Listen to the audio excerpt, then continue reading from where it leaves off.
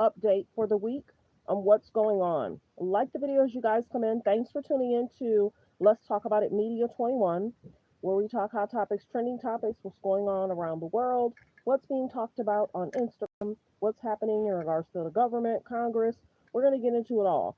Allow me a few seconds to get into my video so I can do my disclaimer. But come on in, like the video as you guys come in. Thanks for being here. I'm spending my Saturday doing a live. So I hope everyone appreciates that. This is what we do. Let's get into the news and we're going to hop right into the topics. But like the video as you guys come in. Like the video as you guys come in. So let's go ahead and get to the disclaimer. If people have their notifications on, um, people should be coming in here in a few moments. Okay. Copyright disclaimer under Section 7 of the Copyright Act of 1976, allowance is made for fair use for purposes such as criticism, comments, news reporting, teaching, scholarships and research. Fair use is use permitted by copyright statute that might otherwise be infringing. All comments are alleged and our opinion and for entertainment purposes only. Thanks for tuning in to Let's Talk About It Media 21, everyone. Like the video as you guys come in as I do my disclaimers. Let's see.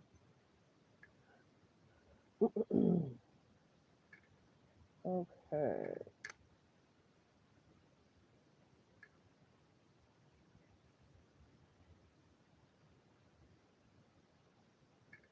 Okay. Like the video as you guys come in. A few more seconds.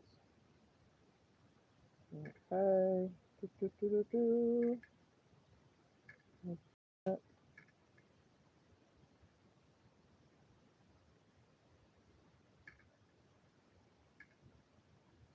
All right. Here we go. So let's go ahead and get into this video. Let's get into the topics of what's going on, what's happening. Oh, with the government. We're gonna go ahead straight get into the video. Like the video as you guys come in. I appreciate you all for being here. Velocity here in Washington that I think is indicative of at least the sides are talking, which is a change in and of itself. The bottom line, as you laid out at the top, no signs of any deal coming together anytime soon, and there's going to be kind of a weekend of talks there ahead of another week of back and forth there. But the main thing was these various proposals. Senate Majority Leader John Thune is pushing an idea kind of partial appropriations bill and funding the government for a few months. There's a revised plan to pay government workers for a few months, and then in the last couple hours, Senate Minority Leader Chuck Schumer came forward with a plan to extend Obamacare subsidies for 1 year in return for reopening the government. All three of those plans were immediately kind of completely shot down, especially in the case of the Schumer plan, or kind of ran into trouble immediately. But at least there's sort of a back and forth happening here as we go forward. The word Senate Majority Leader John Thune used while he shot down the Schumer plan was that it's a sign of progress. So I think there's at least a kind of talks happening that's going to continue over the weekend, potentially more votes. But the expectation here on the timeline is a bunch more days of shutdown, but maybe hopefully real talks next week. Ben, let me ask you, I'm sure one question viewers have is what the potential economic effects and implications and ripple effects of this shutdown could be. What are you seeing and hearing on that front? Mm-hmm. Yeah, there's a few areas that are just really sort of at the epicenter right now. Good morning. The flights are the main one. I just checked the FlightAware website, and their latest count of cancellations today alone is over 1,400 cancellations. So this is a real impact across at 40 airports across the country because of a recent FAA order to limit air traffic by 4% today, 10% next week, and then Transportation Secretary Sean Duffy even floated today that could go higher if things go on. So much more travel delays. That will become even more of an issue. It's already kind of the top issue, but even more the top issue as we get closer to Thanksgiving. One area of relief in the last couple hours that I think will blunt at least some of the economic effects is the food benefits program. There was a court order yesterday that the Trump administration had to pay full benefits to SNAP. It had talked about a plan to pay partial benefits, and the USDA just in the last couple hours announced that they would issue full issuances there. So that'll be a really good news for the 1 in 8 Americans that rely on these benefits. But the bottom line is it's a complex program, so it'll take a few days to play out. So a lot of overall macroeconomic effects, but the airports are really what folks are watching on a day-to-day basis to see where. Ben, I'll get you out here on this. Do we know, Ben, who the American people are blaming for this shutdown? What are the polls indicating? Yeah, so there's been a lot of polling on this, as you might have expected. Shows a pretty consistent average here, which is Americans actually blame the Republicans a little bit more. That was definitely not the Republicans' expectations going into this, considering that it's Democrats who are picking a policy fight here to make this shutdown about this healthcare. I only have one mod, and the reason being I have to protect my page. But she was with me for almost 2 months before I even made her a mod. She was donating. She became a member. She did everything she needed to do to be my mod. We were interact with each other. I got to get to know people. I just don't wham bam just give a person a mod. She was with me when I was having millions of views. She was with me telling people to like and subscribe. I have one and only mod, and it's been that way for a year. But thanks for asking, though. But she became a member. She was with me in comments. She was telling people to be kind. She showed her worth, and we clicked. So that's how she became my mod. Let's continue fair use reaction clip. issue. But Republicans But have thanks for asking. had an increased, had a little bit more blame when voters are asked specifically about the shutdown. We also saw the election this week. The Democrats are definitely taking as a sign that they're standing up on the healthcare issue is paying them political dividends at least. And her name is Paris, and she's just a good Christian woman. Very kind, very considerate. She's kind to people in the comments. You know, she interacts with people in the comments. She's just a great, great person. We just click. I don't click with everybody because I'm about truth. I'm about debunking lies. But thanks for asking if, because I've always said I only had one mod for, I've been on for almost 2.5 years, 3 years, and she's been my one and only mod for that year. But thanks for asking though. With wins across the board from Virginia to California to New Jersey. Another polling response I'm watching really closely is Trump's approval rating. That has moved pretty significantly when you look at the overall averages in the last few months. A lot of factors go into that. It's a lot more than shutdown. I think affordability is a key one there more broadly. Just what people pay at the grocery store is really weighing on his approval rating there. But that's clearly having an effect on the president that I think could impact these shutdown talks as well as every other part of the Trump agenda. Yeah, since you're here and see the president emphasizing that issue of affordability more recently. Ben, real big moment out there today at the White House. It was just a sort of, you could see it. He was there with the Prime Minister of Hungary, and then sort of went into kind of a 5 minute, even longer back and forth with the reporters over this affordability. It's a really sort of key issue for him. Well, it's jobs day, but without a jobs report, adding to the economic uncertainty amid the weakest consumer sentiment, for instance, June 2022. Joining now, we have Thomas Simons, chief U.S. economist at Jefferies. Tom, always great to see you. So let's start there, Tom. You got jobs day, but no jobs report. We turn to you, Tom, though. Smart economist that you are, for insight. What do you see, Tom, for this U.S. labor market now and ahead? So, yeah, data-free Employment Friday is not an easy thing to deal with, but there are a couple of different bits and pieces of information that we can gather from some of the private sector data, some kind of backdoor attempts at trying to estimate jobless claims, and also I think overlaying that against the private consumer confidence data and some announcements of job cuts from various different firms. So to kind of pull back, it looks like jobless claims, if you look at the state level data, have been pretty steady on the week-to-week basis, but continuing claims are starting to increase quite a bit. The payroll data, whether it's from ADP or from Revelio, seems to be kind of fluctuating around zero, so I don't think that it's showing us a big crack in the labor market just yet. But again, continuing claims going higher, that suggests that people who are losing a job are having a harder time finding work. And that really lines up pretty well with some of the survey responses we saw in the University of Michigan data as well. I believe that the number of respondents saying that they think the unemployment rate is going to go higher in the next year was more than double what it was in November of 2024. And then, of course, you, like I said, overlay that against announcements from some rather large companies, like I believe Amazon earlier this week, saying that they're going to cut a lot of white-collar positions, and kind of signals that perhaps the labor hoarding days are over, and that companies now view the labor supply as easy enough that they can roll things back up if momentum's back. Like the video, fair use reaction clip. Like the video as you guys come in. Thanks for being here. Thanks for supporting the channel. Continue to hit the like button. Press 3 if you knew where you're watching from. Press 3 if you knew where you're watching from. Press 5 you've been here before where you're watching from. Falling here to a near record low at 50.3. I saw some economists saying, Thomas, well, they said, not great, but they were telling their clients you should take this with a grain of salt because in part what you're seeing there is the drag from the government shutdown. And listen, we don't know when, but this will end at some point. Is that how you saw it? So not really. I think it's actually something that we should be a little bit more concerned about. The fact that the spontaneous mentions of the government shutdown, we're talking about people not getting various benefits that they need to fund their consumption, or if it's the loss of employment from, by a family member or the individual respondent themselves, they're going to have to face some very difficult choices if the labor market, if the government doesn't open up quickly.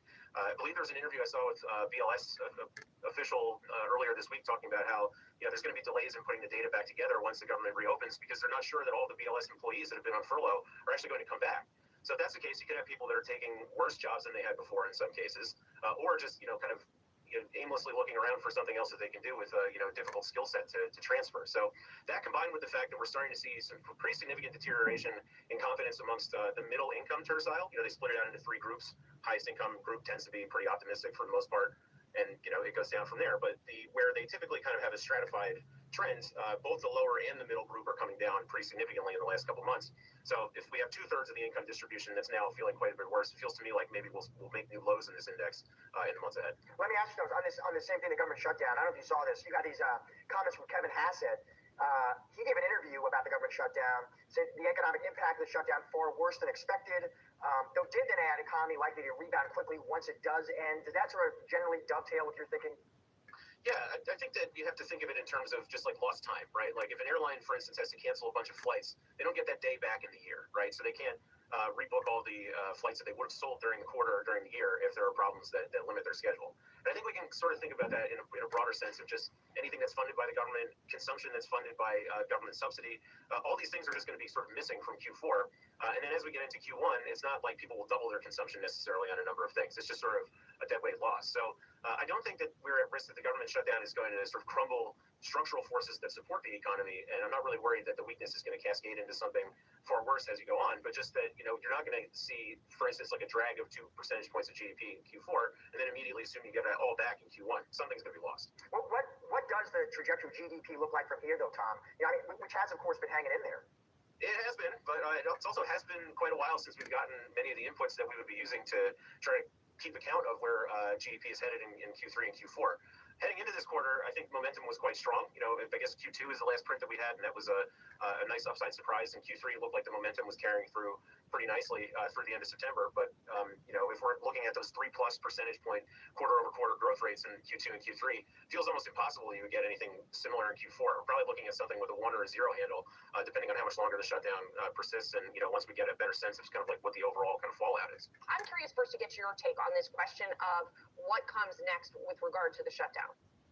Good morning, Julie. I think it probably ends by Thanksgiving for precisely the reasons that you're mentioning. The practical pain that people will go through, whether it be air traffic, whether it be SNAP benefits, even the economic data or lack of it probably plays a role in all of that. But what you and Ben were just talking about is exactly tracks what I told markets on the election night, which was, Democrats are now going to have their backs up a little bit more, firstly. Secondly, my view of this all along, since before the shutdown started, is this has never been about substance. Democrats picked the healthcare issue as the hill to fight on about 2 weeks before the shutdown. It was never politically they needed to show fight to their progressive base and their progressive donors.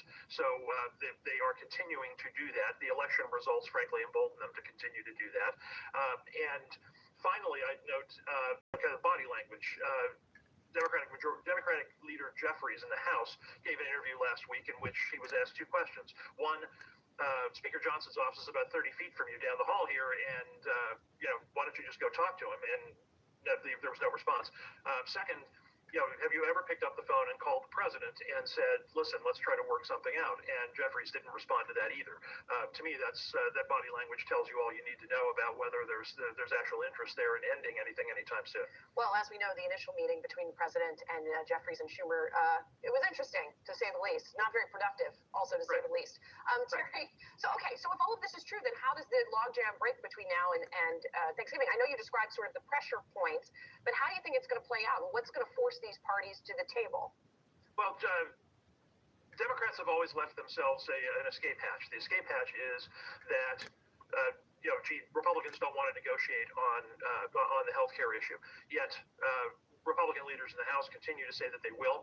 The president took a good amount of airtime in his 60 Minutes interview on Sunday to say that he'd be happy to do that. The only precondition is that they've got to get the government reopened. So it's just a matter of when the Democrats want to declare victory and move forward on that basis. What they're shutting the government down over right now isn't whether or not Republicans will negotiate. It's actually over a technicality about whether or not that is linked up with the government being open or closed. So, kind of anytime they want to deal with that, they can do it. Meantime, they still continue to have a few defections in the Senate. And meantime, there's also increasing outside pressure from Democratic-leaning unions and others. Right. I want to switch gears and ask you about one of the other big things going on in Washington, and that's the Supreme Court considering the legality of the IEEPA tariffs specifically. We've been watching the odds markets here, and the odds of success by the administration in this way are going lower. So which way do you think it's going to go? Let's start there, and then I'll ask you what's going to happen next. You won't be surprised to hear me say I'm frequently a non-consensus person. I'm non-consensus on the tariffs. I think the Supreme Court's likelier to validate them, to keep them going, than invalidate them. 2 points. The questions presented before the court gets to decide what they are. Were fairly narrow questions about whether the IEEPA statute specifically authorizes tariffs or not, and if so, whether or not Congress exceeded its constitutional authority and gave too much authority to the president to decide those things. Those are both important issues, but they're not the only issues in the case. Fundamentally, the question has to do with whether, and the court apparently doesn't disagree with this, otherwise they would have taken argument on it. Really 2 things.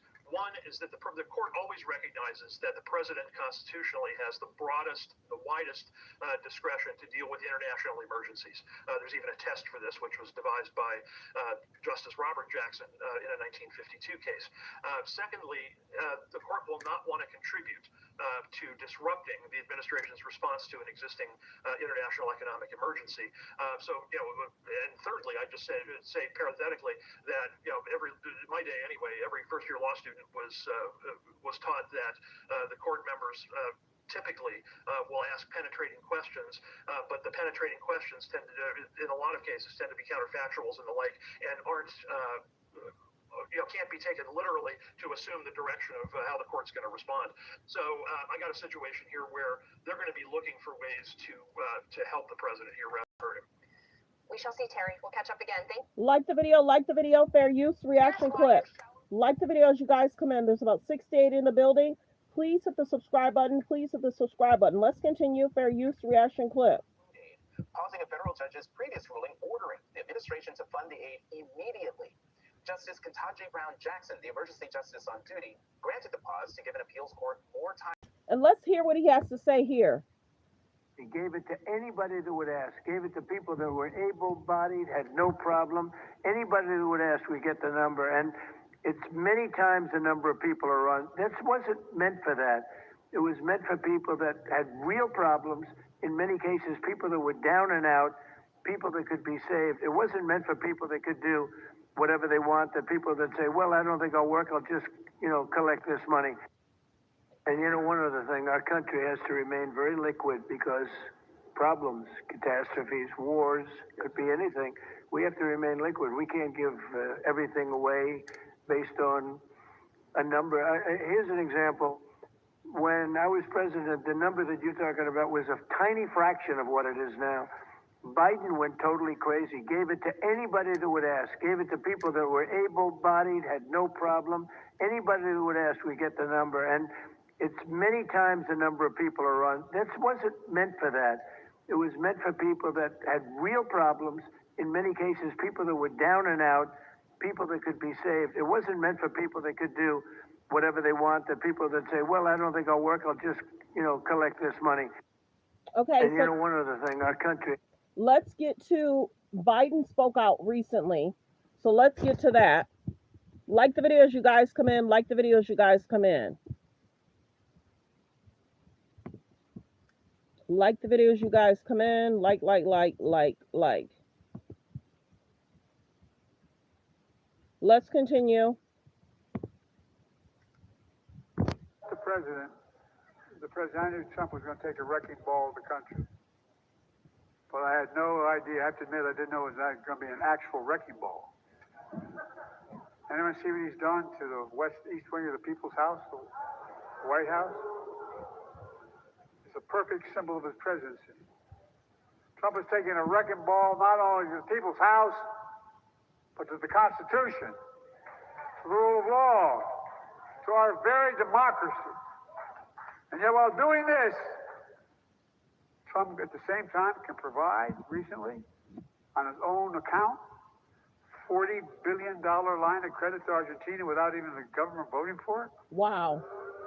Who in the hell does he think he is? Let's continue. Now we have a president who's deliberately making hunger worse for Americans.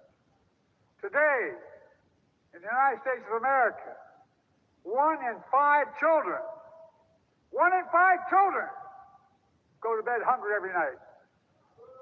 No, it's more than boo. It is a disgrace. It's immoral. It's wrong. Wrecking ball of the country. But I had no idea. I have to admit, I'll play it here. Was cut child poverty in half in America.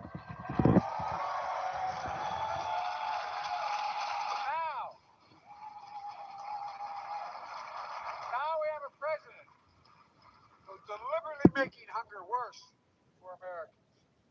Today, in the United States of America, 1 in 5 children, 1 in 5 children go to bed hungry every night. No, it's more than boo. It is a disgrace. It's immoral. It's wrong. Simply wrong. By the way, did anyone see a Halloween party Trump threw for himself and his friends? No, John Mar. I thought it was an example of who he is. The theme of the Halloween party in Mar-a-Lago on Halloween was The Great Gatsby. On Friday, everyone dressed up like the rich folks they are from the War in 20s, though. On Saturday, he cut assistance to 40 million food assistance to 40 million Americans. The next day, he holds this party for the world to see and make a fool of himself. And he cuts food assistance. Can't make this stuff up. Folks, when I left the president, I knew Trump was going to take a wrecking ball of the country. But I had no idea, I have to admit, I didn't know it was going to be an actual wrecking ball.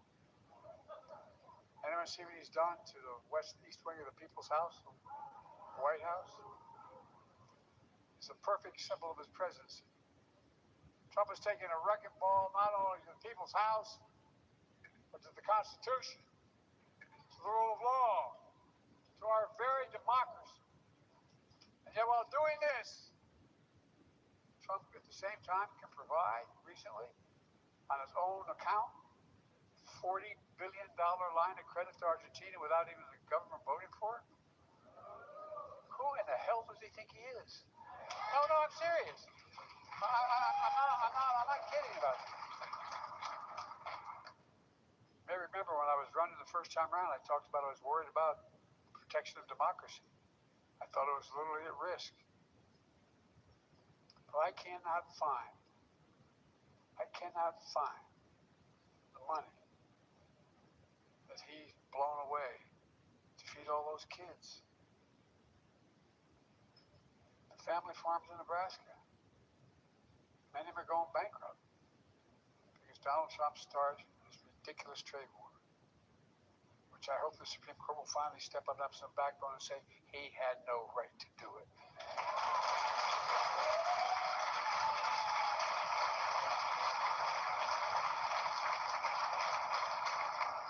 The Republicans refuse to say there's any problem at all. There's a lot of good folks. I know these folks. I hate to admit it. I was a United States Senator for 36 years. Longer than most of you are alive. But now, look, he now says we are, quote, in a golden age. All right, Miami, I'm going to pick someone. Like the video. Not all are not working. Some of the people are working, and it's for the elderly, and it's for people that have children. Like the video. Not only gold and stuff, he's hanging on the mantle of what? Isn't it?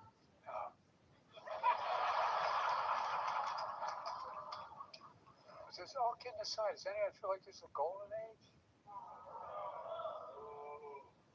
It is a made for the Trump family.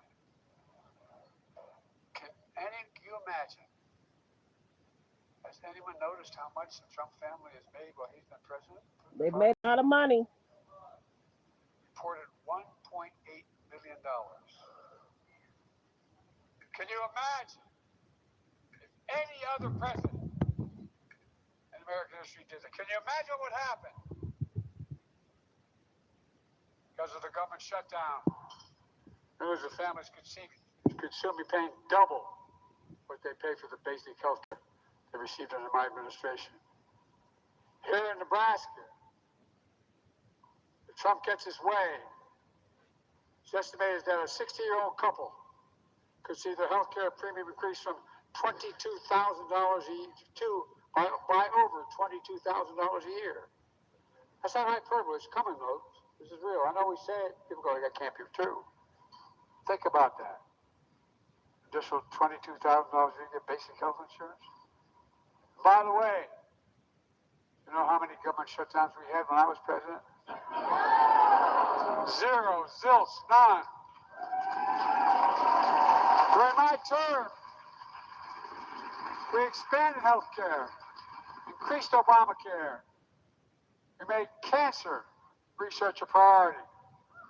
And now Trump is cutting government funding for cancer research. Folks, I know what cancer research means. Cancer hits every family. Hit my family hard. Just as so many of yours. With the love of my life, my oldest son, the Attorney General of the state of Delaware, who should have been the president, not me, volunteered to go to Iraq for a year. Didn't have to. Came back with stage 4 glioblastoma because he lived near the burn pit, just like those guys did 9/11. And he died. I remember him calling me aside. I shouldn't totally say this. When he died, I sort of lost part of my soul one night. He asked to meet with me in his room, the hospital room. And he said, Dad, look at me.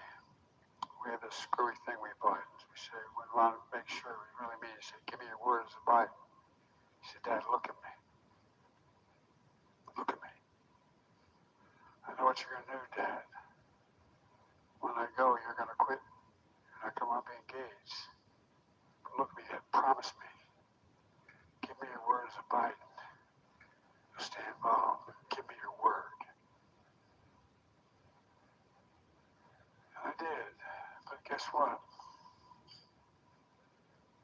There are those moments like you've had, so many of you. How many of you have lost anybody to cancer? You know. Folks, but when you get that research they're doing, when they diagnose it, in my case, I just had prostate cancers. And when I finish this round of treatment, you get to ring that bell at the end of the year of treatment. Well, I thank God for the doctors and nurses and incredible breakthroughs we're making in cancer research. Now Trump and his Republican friends are cutting government funding for health care and making it more expensive for virtually everyone. And because of Republican budget cuts, more than 300 rural hospitals in America, including 2 right here, are going to shut down. They're on the chopping block. What alternatives those people have? Not like there's another one 2 miles away. Folks, I've never said this my whole career, but I think it's immoral. It's un-American. It's flat out wrong. And you have to ask yourself, why? Why in God's name are they doing this? Why? Well, I'll tell you why. So they can give away an additional $4 trillion tax base to the benefit of the wealthiest people in America. That's $4 billion over 10 years on top of the tax break they gave the first term that put us in a hole. That's right. Not only are kids going hungry, and rural hospitals are closing, the cost of healthcare is skyrocketing. All because Trump wants to give people like Elon Musk and Jeff Bezos and Mark Zuckerberg, which I have another way of calling him, a tax cut. We have a word back in Scranton where I was born and where I spent my summers with my grandmom and grandpa. They call us a bunch of malarkey. You see, folks, here's what I understood that Donald Trump never does understand, will. And I've said this before. I mean this sincerely. It's not just a slogan. Wall Street, not bad guys. They didn't build America. The middle class built America. And unions built the middle class. That's a fact. That's a fact. Like the video, fair use reaction clip. Like the video as you guys come in. There's about 127 in the building. Please hit the subscribe button. Please hit the subscribe button and turn on your notifications. Let's continue. Fair use reaction clip. Let's continue.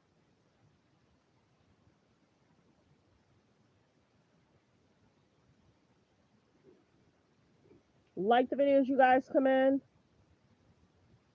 Process of negotiating reforms to the ACA tax credits for the future. Now, the ball is in the Republicans' court.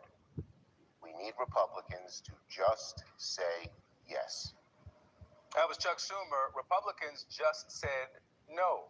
The proposal was that Democrats would agree to end the shutdown in exchange for a one-year extension of Obamacare subsidies. But the leader of the Republicans in the Senate says that is a non-starter.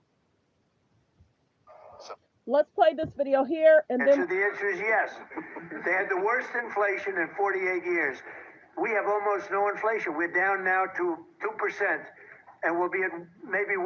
You want to always stay above 1%, actually. You want a little tiny bit of inflation. We're at a perfect number. They were at the highest level in recorded history, okay? And when you talk about affordability, that one fact, now, let's talk about the second biggest subject after inflation, energy. We're going to be at $2 gasoline. We're going to be approximately $2 very soon. We're a little bit above $2 right now for gasoline. Now, under Biden, it was $4.50. It even hit $5, but it was $4, $3.50. We're going to be at $2 a gallon. So gasoline's much less. Energy costs are less. When you have energy and when you have gasoline less, everything else follows. It's such a big category.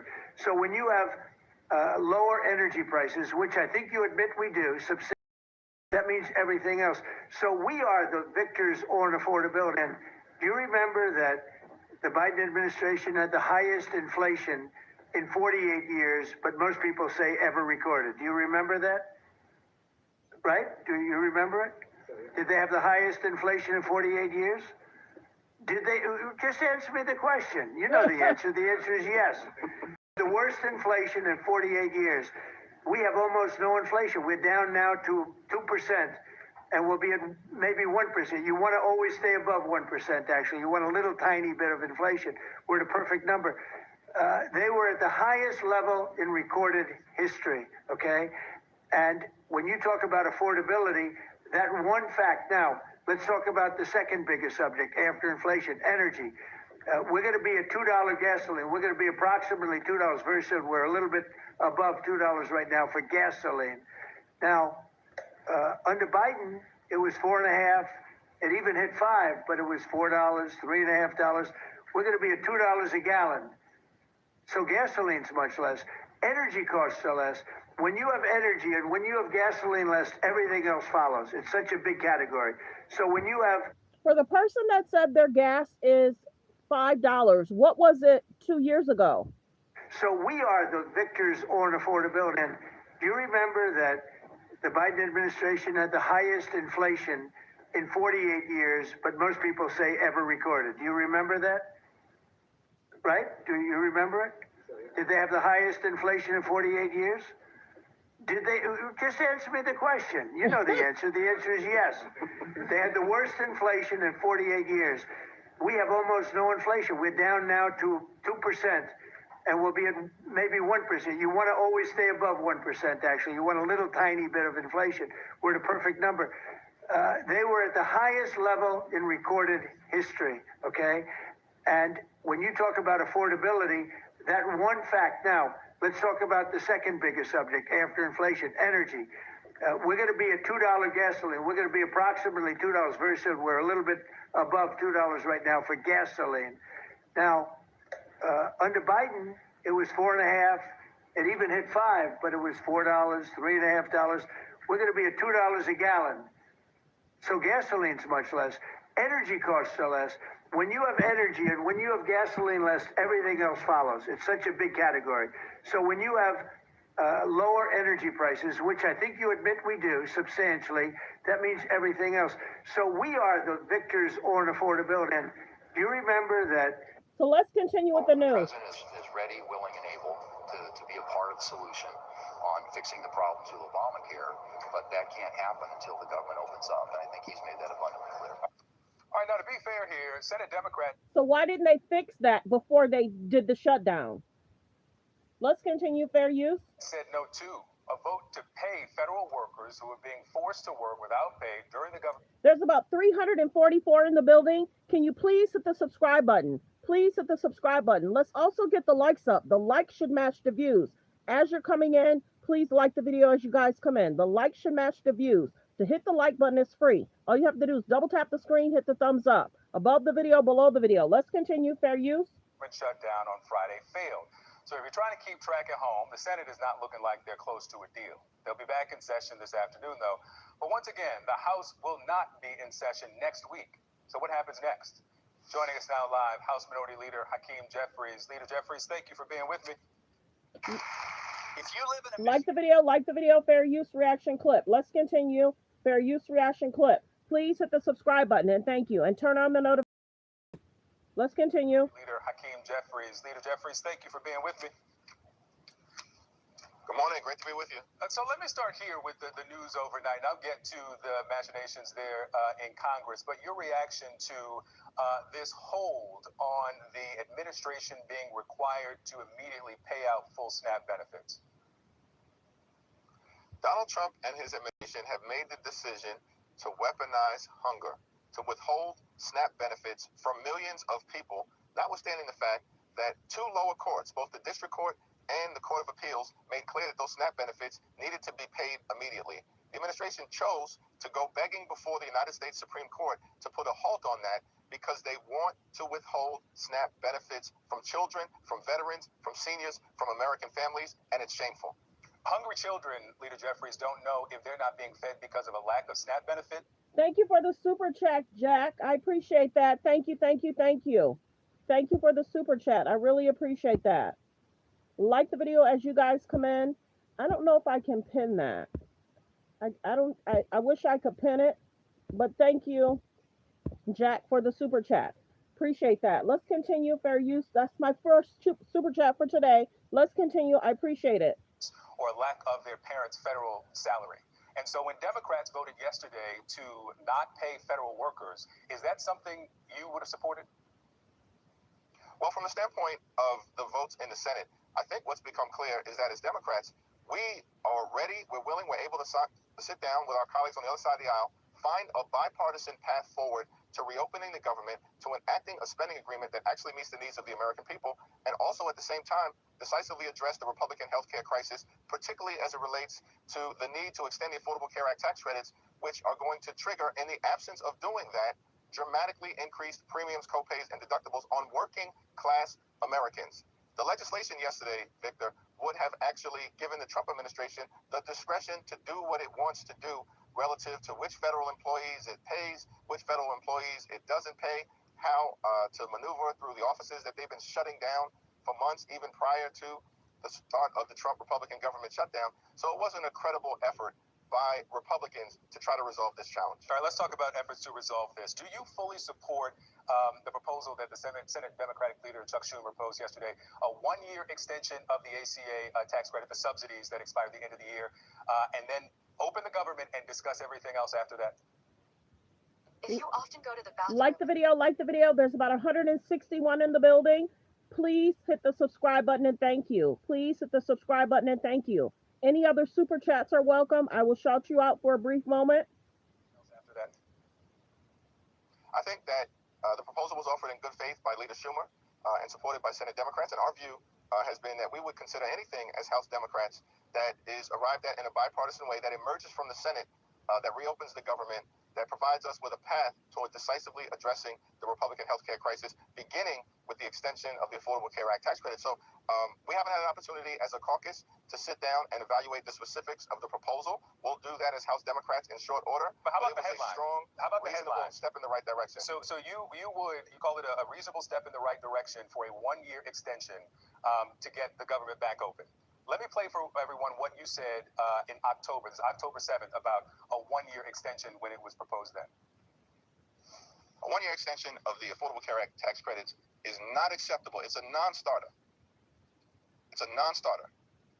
Like, what world are these MAGA extremists living in right now? To think that Democrats are going to go along with extension from a group of people, meaning the Republicans, who just permanently extended massive tax breaks for their billionaire donors. It's a laughable proposition. It makes no sense. Makes no sense, laughable, non-starter then. Now it's reasonable, and it's the Democratic starting point. What changed? Well, let me compare the two things. What I was responding to was a proposal by a handful of House Republicans who put forward the notion that they are up to extending the Affordable Care Act tax credits by a year, who have zero credibility on the issue. They hadn't even their Be own respectful in House the Republican leaders, comments. Be beginning with Speaker respectful in the Johnson, comments. to even put the legislation on the floor of the Senate. And so it was a floor of the House. It wasn't a serious proposal being put. Be respectful in the comments. I don't know what's going on this morning, but this is not okay. Be respectful in the comments. YouTube will block comments as well. Thanks for being here. Let's continue. Legislation By these that's random sponsored House by, Republicans. but it's also some House Democrats who support that legislation as well. It's a bipartisan piece of legislation. Yeah. Well, and it's a bipartisan piece of legislation, and those House Democrats are proceeding in good faith. That said, if you look at the Schumer proposal is a 1-year extension of the tax credits as is, and a step toward a multi-year extension, because there's a recognition by the Senate Democrats that, of course, simply taking the step toward a year without any further process moving forward beyond that leaves us back in the same situation. So the Senate proposal is definitively different than what was being floated out there by House Republicans. Leader Jeffries, there are some people who don't know what a clean CR is and don't care. They just need to be able to pay their rent and feed their children. I want you to listen to some of the people who are going without now on day 39, and I want your reaction or response. I was born with a mild form of cerebral palsy, so I've been disabled since birth. So I rely on food stamps and Social Security to survive. I've been struggling. It's been really hard. I've literally been eating spaghetti for 4 days because it's all I have in my apartment. Wow. Rather than myself having like a full plate of food along with my kids, I'm making sure that they have a full plate of food and their bellies are full, and I may have either less or I may not eat what they are eating just for the sake of they are getting enough. I just don't understand how we've come to a point where we're using food in politics and being essentially political pawns.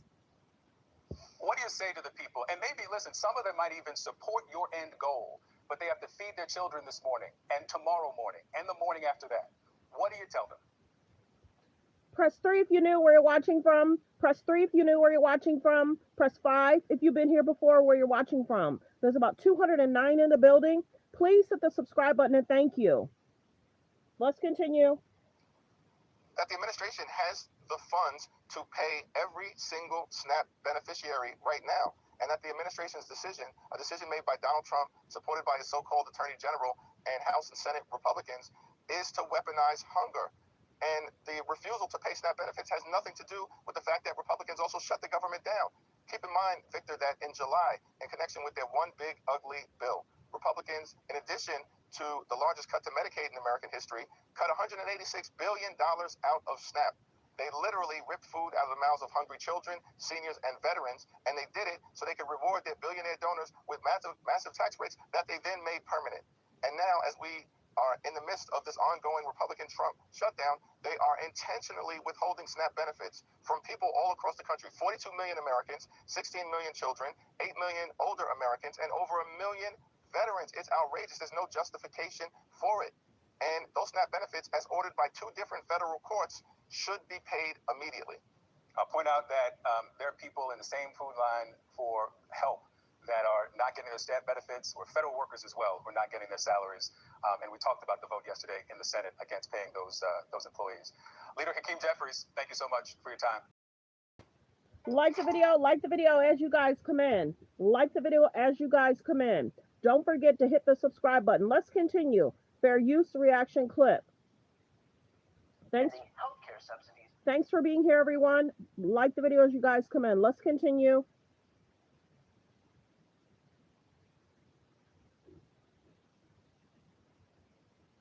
But what just happened between the Trump administration and the U.S. Supreme Court did exactly that. So Thank you for the hearts. I love them. Thank you for the hearts. here's the deal.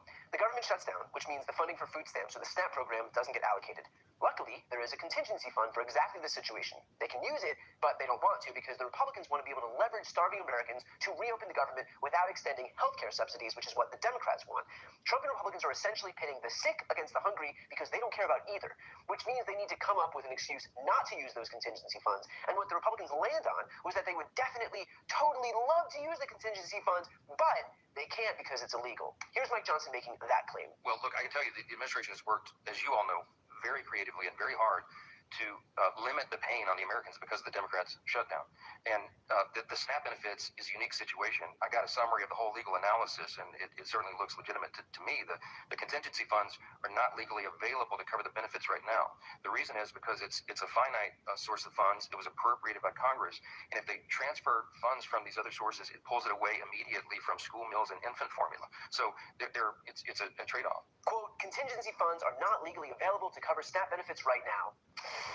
Bummer. But I thought we had so much money because of the tariffs. I thought we had so much money because of the tariffs. Am I wrong? Didn't he say that? Like the video. Didn't he say we got trillions from tariffs? Like the video. Let's continue fair use. They really wanted to use that contingency fund because they really care about making sure 42 million Americans get food, but it's out of their hands. They want to, but it's illegal. Only small problem. A district court in Rhode Island ordered that the Trump administration must distribute the contingency money timely or as soon as possible for the November 1st payments to be made. That order came shortly after a district court in Massachusetts also found that the decision to halt SNAP benefits was, quote, unlawful, saying, Congress has put money in an emergency fund. It's hard for me to understand how this isn't an emergency when there's no money and a lot of people are needing their SNAP benefits. Great news. 2 separate judges ruled that the contingency funds not only can be used in this situation, but that they must be used in this situation. Mike Johnson and Donald Trump must be thrilled because they, of course, wanted to access that contingency fund. They just didn't want to do anything illegal. And if we know anything about these MAGA Republicans, it's that their one red line is running afoul of the law. So it's all good, right? No, because right after that ruling was handed down, the Trump administration appealed the ruling. In other words, they claimed that they really wanted to pay SNAP benefits, but lied and said they couldn't access the contingency fund. 2 judges then ordered them to use those funds. Now Trump is suing so as not to use the funds that he initially said he had no authority to use. Does that sound like someone who wants people to get fed?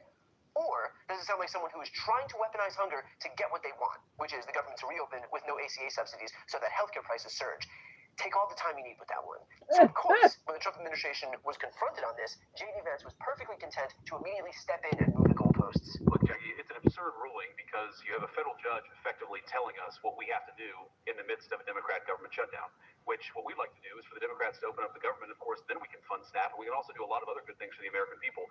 But in the midst of a shutdown, we can't have a federal court telling the president how he has to triage the situation.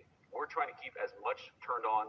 We're trying to keep as much going as possible. The president and the entire administration are working on that, but we're not going to do it under the orders of a federal judge. We're going to do it according to what we think we have to do to comply with the law, of course, but also to actually make the government work for people in the midst of the Democrat government shutdown. So now it's not that it's illegal to tap into the contingency funds. It's simply that the administration doesn't want to be told judge. This isn't about food, it's about principle. It's about the autonomy of the executive branch. This is about Donald Trump and J.D. Vance retaining their power. And if a cool 42 million Americans have to starve for them to make that point, well, damn it, that's a stand they're willing to take.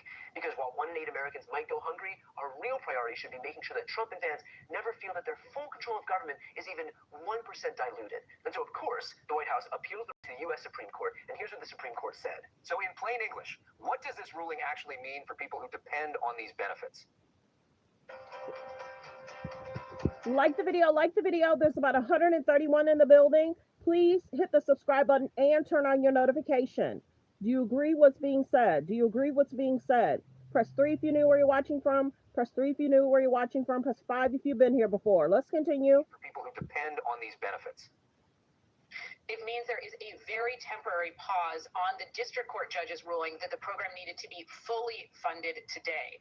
What we have is, as you said, Justice Ketanji Brown Jackson, she's the Supreme Court justice in charge of this circuit, saying we need to give the Court of Appeals. Let's get the likes up, you guys. We have 136 in the building and 24 likes. People are commenting but not liking the video. Let's get the likes up. 50 people, please double tap that screen to get the likes up. Let's get the likes up. 24 likes. The likes should match the views. And to hit the like button is free. To hit the like button is free. Double tap the screen, hit the thumbs up above the video, below the video. Let's get the likes up. Thank you. Let's get the likes up. Thank you. I'm here on a Saturday bringing you guys the update news. Let's get the likes up. Thank you. Let's continue. Thank you.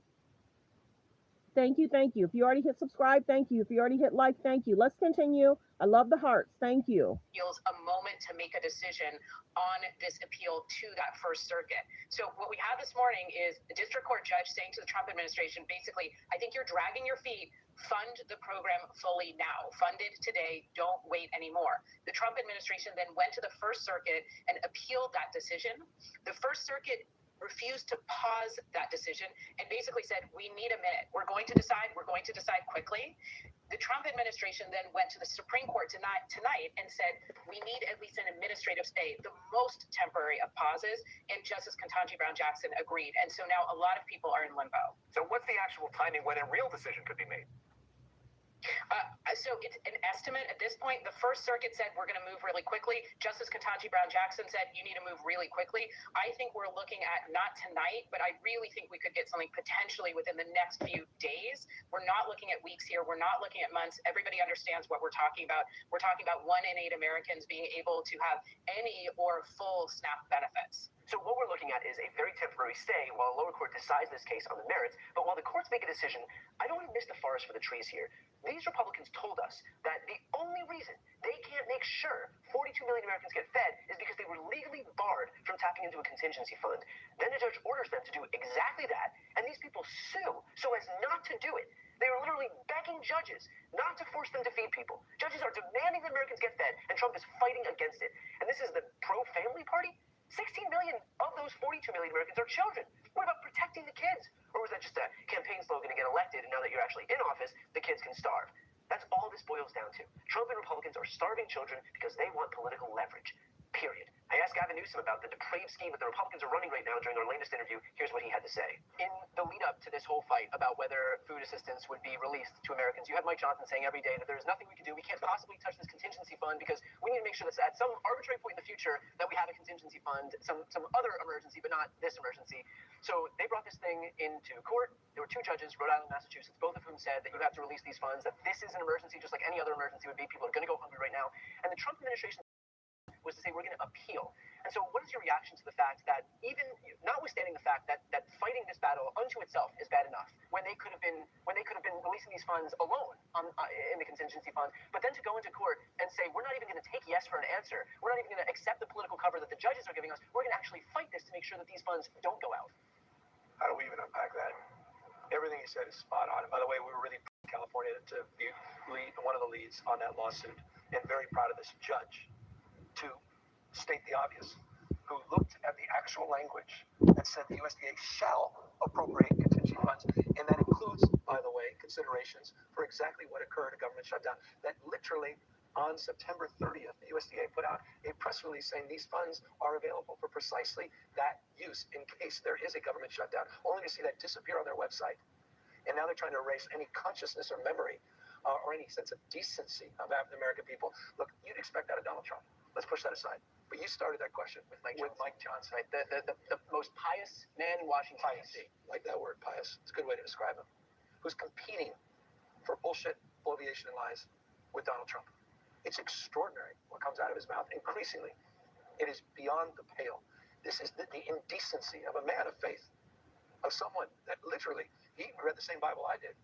You look at Isaiah, you look at Luke, you look at Matthew, you look at Proverbs, Old Testament, New Testament. One of the central themes in the Bible, essential themes. It is not a suggestion. It's about the alignment to the Almighty, to God. It's a question of hunger and food. No decency, sir. Disproportionate number of people that will be impacted in his home district, let alone his own state. And so, look, we can state the obvious, the state of mind of Donald Trump, the derangement that he's going to use hunger, starvation. So let's hear what this video is saying. Victors on affordability. And do you remember that the Biden administration had the highest inflation in 48 years, but most people say ever recorded? Do you remember that? Right? Do you remember it? Did they have the highest inflation in 48 years? Did they? Just answer me the question. You know the answer. The answer is yes. They had the worst inflation in 48 years. We have almost no inflation. We're down now to 2%, and we'll be at maybe 1%. You want to always stay above 1%, actually. You want a little tiny bit of inflation. We're at a perfect number. They were at the highest level in recorded history, okay? And when you talk about affordability, that one fact. Now, let's talk about the second biggest subject after inflation, energy. We're going to be at $2 gasoline. We're going to be approximately $2 very soon. We're a little bit above $2 right now for gasoline. Now, under Biden, it was $4.50. It even hit $5, but it was $4, $3.50. We're going to be at $2 a gallon. So gasoline's much less. Energy costs are less. When you have energy and when you have gasoline less, everything else follows. It's such a big category. So when you have lower energy prices, which I think you admit we do substantially, that means everything else. So we are the victors on affordability. And do you remember that the Biden administration had the highest inflation in 48 years, but most people say ever recorded? Do you remember that? Right? Do you remember it? Did they have the highest inflation in 48 years? Did they? Just answer me the question. You know the answer. The answer is yes. They had the worst inflation in 48 years. We have almost no inflation. We're down now to 2%, and we'll be at maybe 1%. You want to always stay above 1%, actually. You want a little tiny bit of inflation. We're at a perfect number. They were at the highest level in recorded history, okay? And when you talk about affordability, that one fact. Now, talk about the second biggest subject after inflation, energy. We're going to be at $2 gasoline. We're going to be approximately $2 very soon. We're a little bit above $2 right now for gasoline. Now, under Biden, it was $4.50. It even hit $5, but it was $4, $3.50. We're going to be at $2 a gallon. So gasoline's much less. Energy costs are less. When you have energy and when you have gasoline less, everything else follows. It's such a big category. So when you have lower energy prices, which I think you admit we do substantially, that means everything else. So we are the victors on affordability. And do you remember? Let's continue. Fair use, reaction clip. Please hit the subscribe button. There's about 172 in the building. Please hit subscribe and turn on the notification. There's a lot of people in here. I should be seeing more people subscribe. I'm here on a Saturday giving you guys a video. Please hit the subscribe. Let's get the likes up as well. Let's get the likes up as well. Super chats are welcome. Thank you for the super chat I got 10 minutes ago. Thank you for being here. But families, children, during the holidays, the absurdity of that, as he's celebrating, as you suggest, no longer 300, it's likely to be $350 million monstrosity of 90,000 square foot ballroom where he's demanding $230 million from the American people for some tithing because of his feeling aggrieved about legal affairs in the past, where he's sitting there at Mar-a-Lago around the roaring 20s as we are paying the highest taxes since the 1930s in terms of these tariff taxes. And we just paid more, as I said, for Halloween candy, and we'll pay record prices for toys in a matter of weeks for Christmas. So look, frankly, I don't care what your political affiliation is. If you have a basic sense of humanity, you can see that this administration, what they're doing is sick and twisted. They not only can feed hungry Americans, not only can feed hungry children, but were ordered to feed hungry Americans. We're ordered to feed hungry children. And they are begging judges to sidestep that responsibility. They want people to starve because they need that leverage to reopen the government without a deal on health care. One way or the other, they're going to make sure to screw you over. And if it means you get starved or get sick, that's a price they're clearly willing to have you pay. This is what Republican governance looks like in action. Remember this, because the next election is a referendum on this. Like the video, fair use, reaction clip. This is some crazy work. Like the video as y'all come in. Don't forget to hit the subscribe button. Let's continue, fair use. Representative-elect Alita Grijalva still hasn't been sworn in because House Speaker Mike Johnson has kept the House in recess to avoid dealing with the government shutdown. In an op-ed this week, Grijalva called Johnson's extended recess shockingly irresponsible. She also noted the only difference between her and every other special election winner this year is that she'd be the decisive 218th signature on a discharge petition to force a vote on releasing files related to Jeffrey Epstein. See? Representative-elect Alita Grijalva joins us again right now. Thank you so much for making time for us this morning. I'm wondering if we can start off with you giving us a little bit of an update of that lawsuit that was filed by your attorney general to force Mike Johnson's hand to swear you in 6 weeks after you won your election. Yeah, we're at 46 days and counting. I would love to talk to y'all about something else, but here we are, waiting. I think that what has been decided is the judge has been assigned to the case, and then Attorney General Mays. I think we're all hoping that that Speaker Johnson is going to read the tea leaves and get to work, swear me in, so we don't have to go seek judicial support in him doing his job. But that's sort of where we are. I think there's going to be perhaps a request this next week to expedite a decision. At this point, I think we're all hoping that the House will reopen. Well, Congresswoman, do you have any confidence, given what we've seen come out of Washington lately, that if the court comes back and says you must be sworn in, that the Speaker will actually listen to the court? I don't. I think that he'll dig his heel. I mean, let's be real. I mean, this administration, it doesn't really matter what court decisions come down, what the rule of law is. They get to make their own decisions. That's sort of what their MO has been.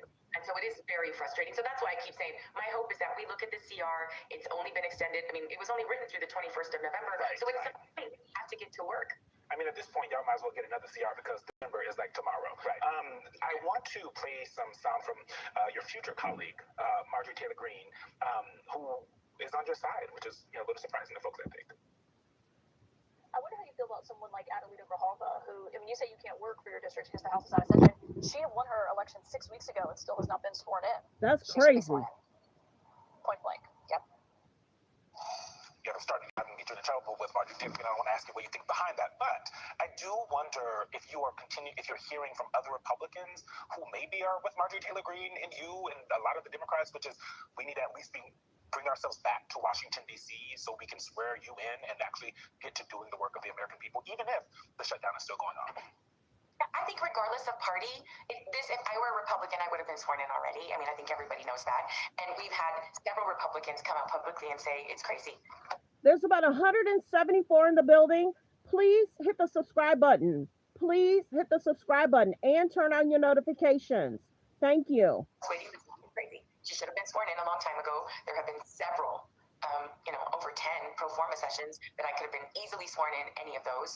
And I think because, Speaker Johnson painted himself into a corner with saying, well, we won't do it. Like I'm just this sort of, in this crazy congressional limbo that, he made the statement that we're not going to swear her in until we reopen and have a regular legislative session, that I'm stuck in this this box that he created. Yeah.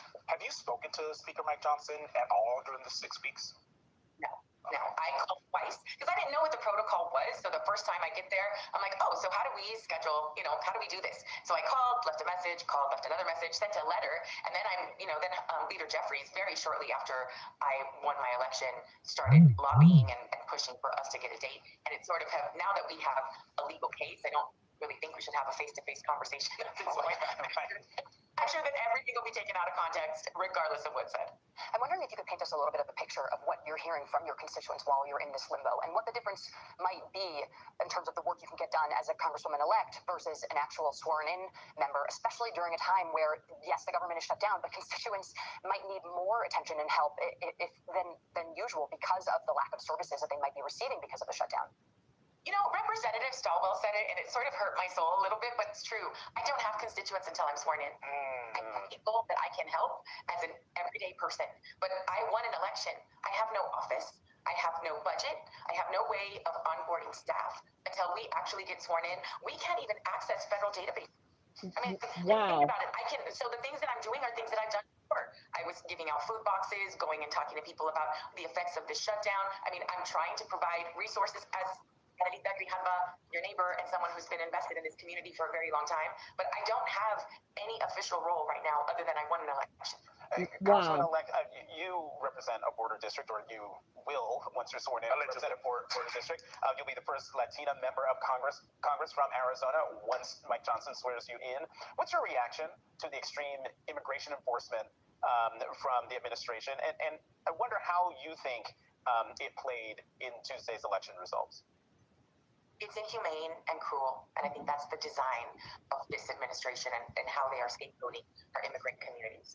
It played a huge role. I think people are seeing themselves in the families that are being separated. They're seeing themselves in the people that are working class, veterans that have been deported, citizens that have been deported. And so when you look at how cruel this policy has been, people really appreciate that many of us are only 1 or 2 generations away from the people that are being targeted by this administration.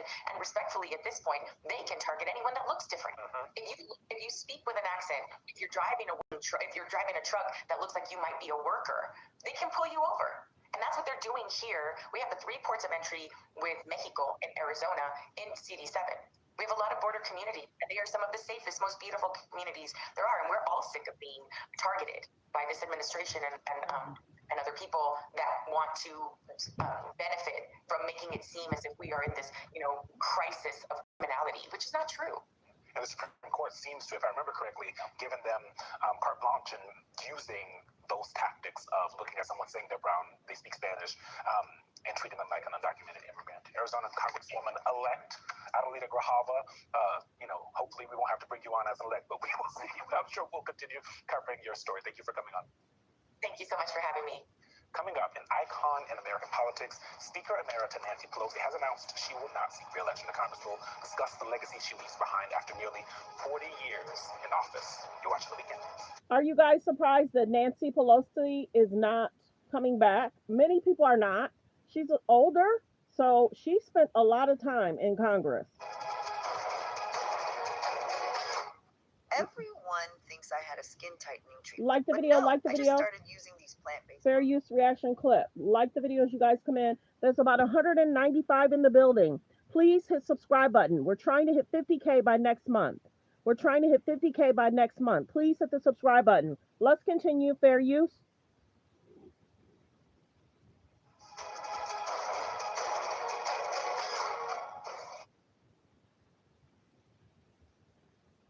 Let's continue.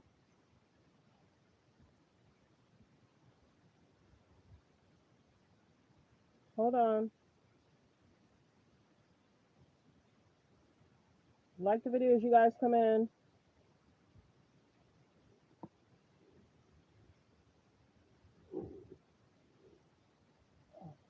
Hold on, hold on, hold on.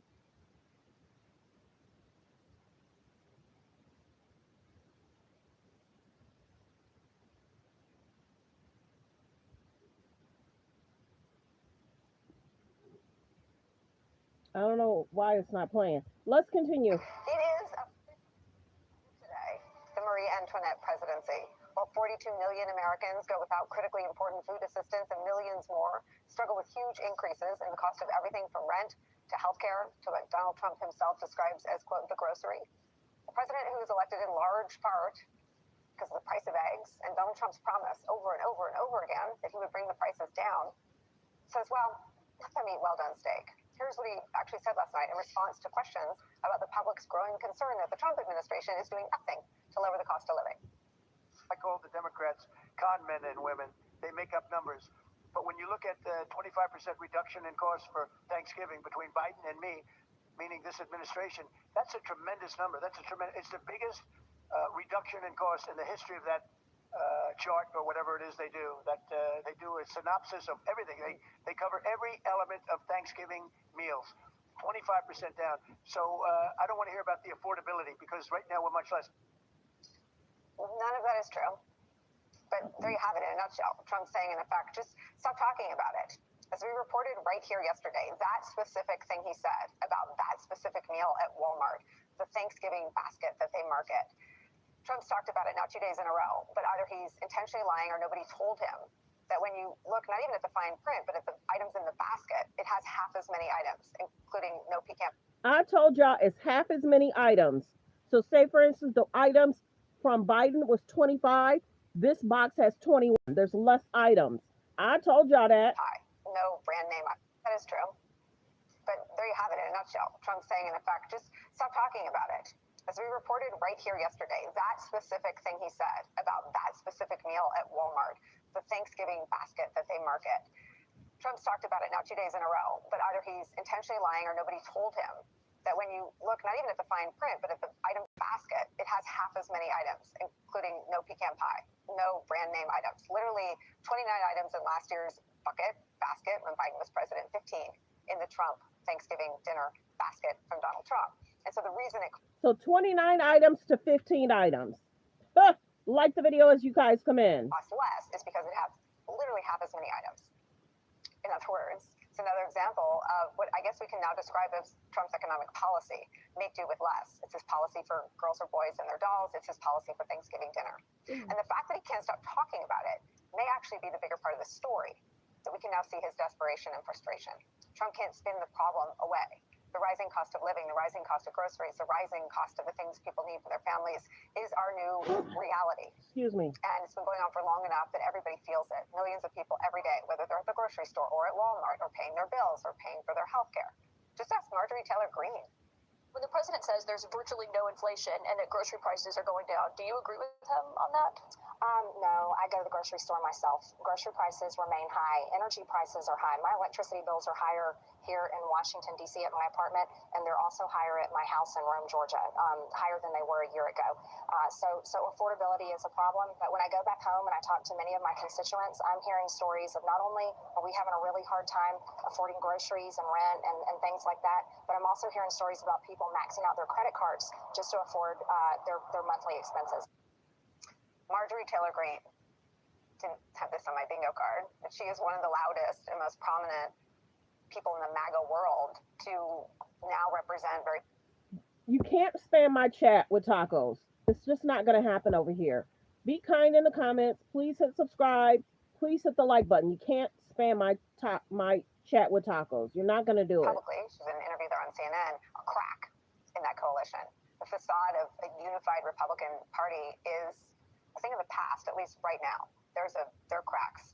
And on the face of voter rage, which translated into devastating double-digit defeats for Republicans from coast to coast on Tuesday, discontent is simmering inside the GOP against Trump and his very public and brazen displays and agenda of gilding things with gold. If you're bored, go run your own page. We're talking hot topics, trending topics, updating people on what's going on. You're not happy, go on your own page and talk. But you're on mine, commenting. And we get 500,000 views, almost 1 million views every month. So who's okay. Thanks for being here. Let's continue. Fair use reaction clip. To the White House to do a multi-million-dollar renovation as Americans struggle to put food on the table. Former Republican Senator Jeff Flake writes in the Washington Post this, quote, "The political climate that once rewarded absolute loyalty to the president is shifting. The Democratic landslide in Tuesday's off-year elections will only add momentum to that. The midterms, now less than a year away, clearly favor the Democrats, particularly in the House, where they are poised to take the majority. And if that happens, it will not be because Democrats have suddenly found the perfect message." Be kind in the comments or go somewhere else and talk your ish. Go run your own page. Be kind in the comments. Thanks for being here, everyone else. It will be because the president's economic policies are fundamentally misaligned with both conservative principles and economic reality. The sudden and dramatic backlash to Donald Trump's deeply out-of-touch presidency and approach to the economy is where we start today. Podcast, Vanity Fair special correspondent, MSNBC political analyst Molly Jong-Fast is back. Also with us at the table, the Reverend Al Sharpton, president of the National Action Network and the host of Politics Nation on MSNBC.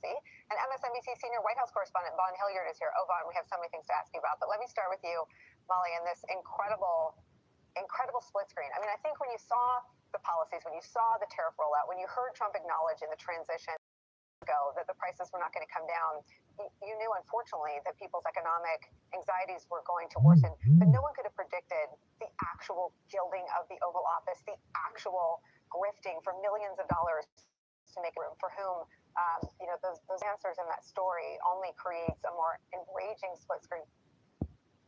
Like the video as you guys come in.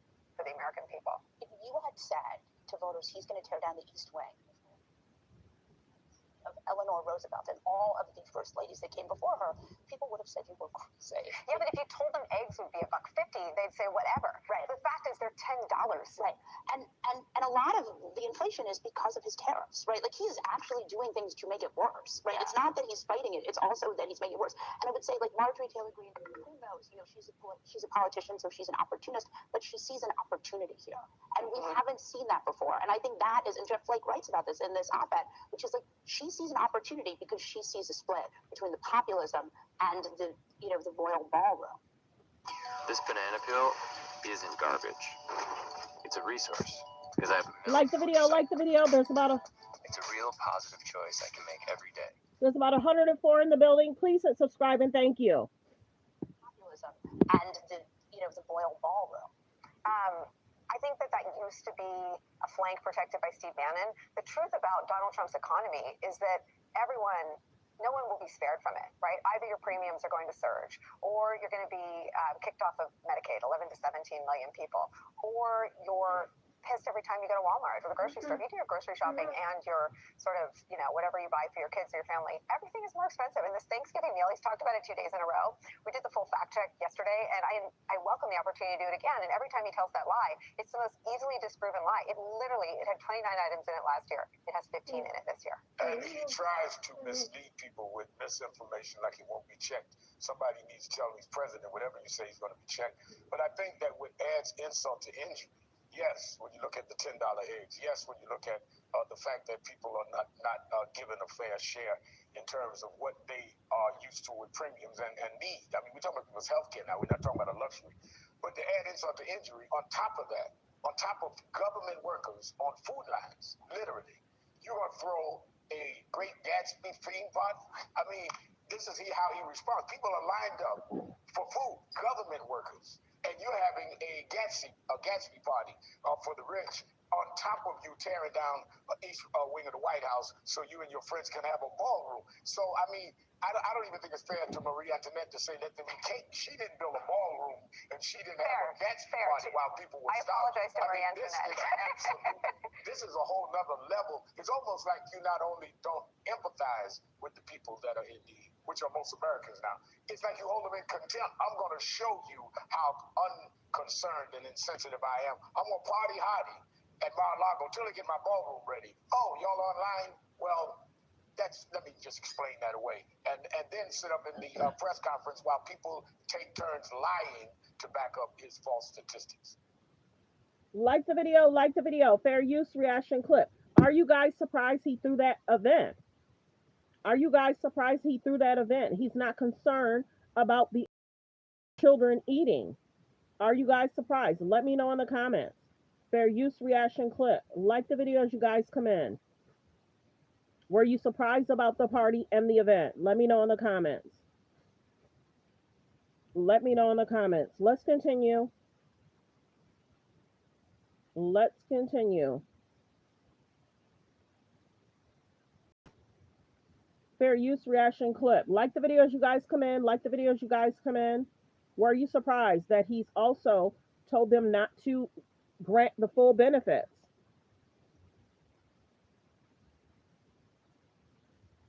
Like the video as you guys come in. Hold on 1 second.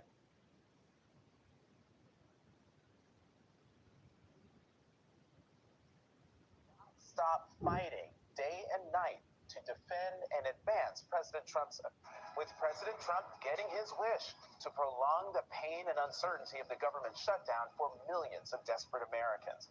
Last night, the United States Supreme Court temporarily granted the Trump administration's request to withhold SNAP food aid, pausing a federal judge's previous ruling ordering the administration to fund the aid immediately. Justice Ketanji Brown Jackson, the emergency justice on duty, granted the pause to give an appeals court more time to rule on the case, which Justice Jackson said is expected, quote, with dispatch. Attorney General Pam Bondi praised the decision to deprive people of food, saying Justice Department attorneys, quote, will not stop fighting day and night to defend and advance President Trump's agenda. That agenda includes new chaos for the 42 million Americans who rely on SNAP.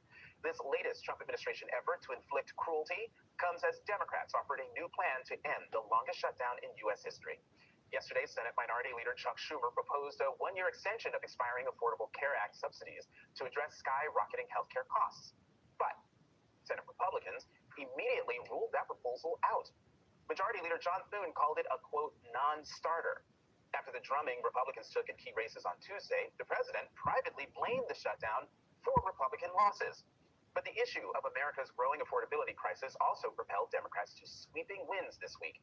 President Trump responded by dismissing the issue while rewriting his own economic record. We are the ones that have done great on affordability. They've done horribly on affordability. So I don't want to hear about the affordability because right now we're much less. Energy costs are very low. Our general costs are very low. The reason I don't want to talk about affordability is because everybody knows that it's far less expensive under Trump. Joining us now, Molly Jong Bass, MSNBC political analyst. There's about 191 in the building. Please hit the subscribe button. We're trying to hit 50K by next month. If you already hit subscribe, thank you. If you already hit like, thank you. Let's continue. Fair use reaction clip. Writer at the New York Times and host of the Fast Politics podcast, and Kirsten Allen, a Democratic strategist and former White House senior advisor. Molly, Kirsten, welcome to the weekend. He doesn't want to talk about affordability, and yet he keeps talking about affordability. Do you think that he knows that Republicans got shellacked because they didn't discuss affordability? My favorite moment was Pam Bondi coming out bravely against giving people food stamps for which there are tax dollars waiting.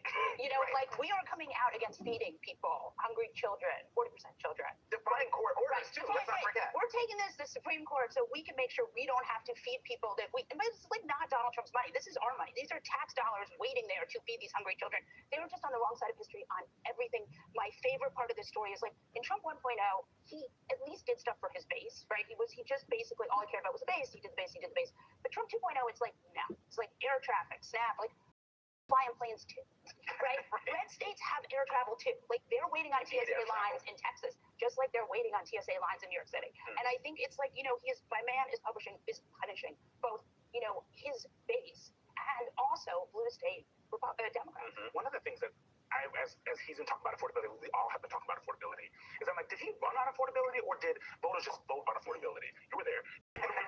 Like, it doesn't seem like he actually ran on making himself making people's prices lower, right? That was not actually his platform, and that he hasn't done anything to do that. It feels like that he's giving Democrats everything they need for an easy message, going to court so they don't have to pay people, saying he doesn't care about affordability, blaming the shutdown on the wrong people, saying that they shouldn't do anything on the shutdown. They should only have they should get rid of the filibuster. Over and over, not really working on the things that, as I call them, Jackie calls them, I call them bar voters, she calls them rented voters, I call them lease voters. Let me know if you're affected by not receiving stamps. Let me know if you are a federal worker not getting a paycheck. Let me know if you work air traffic control. Let me know in the comments. How does this affect you? Thanks for being here. Let's continue. Fair use reaction clip. The interest rate.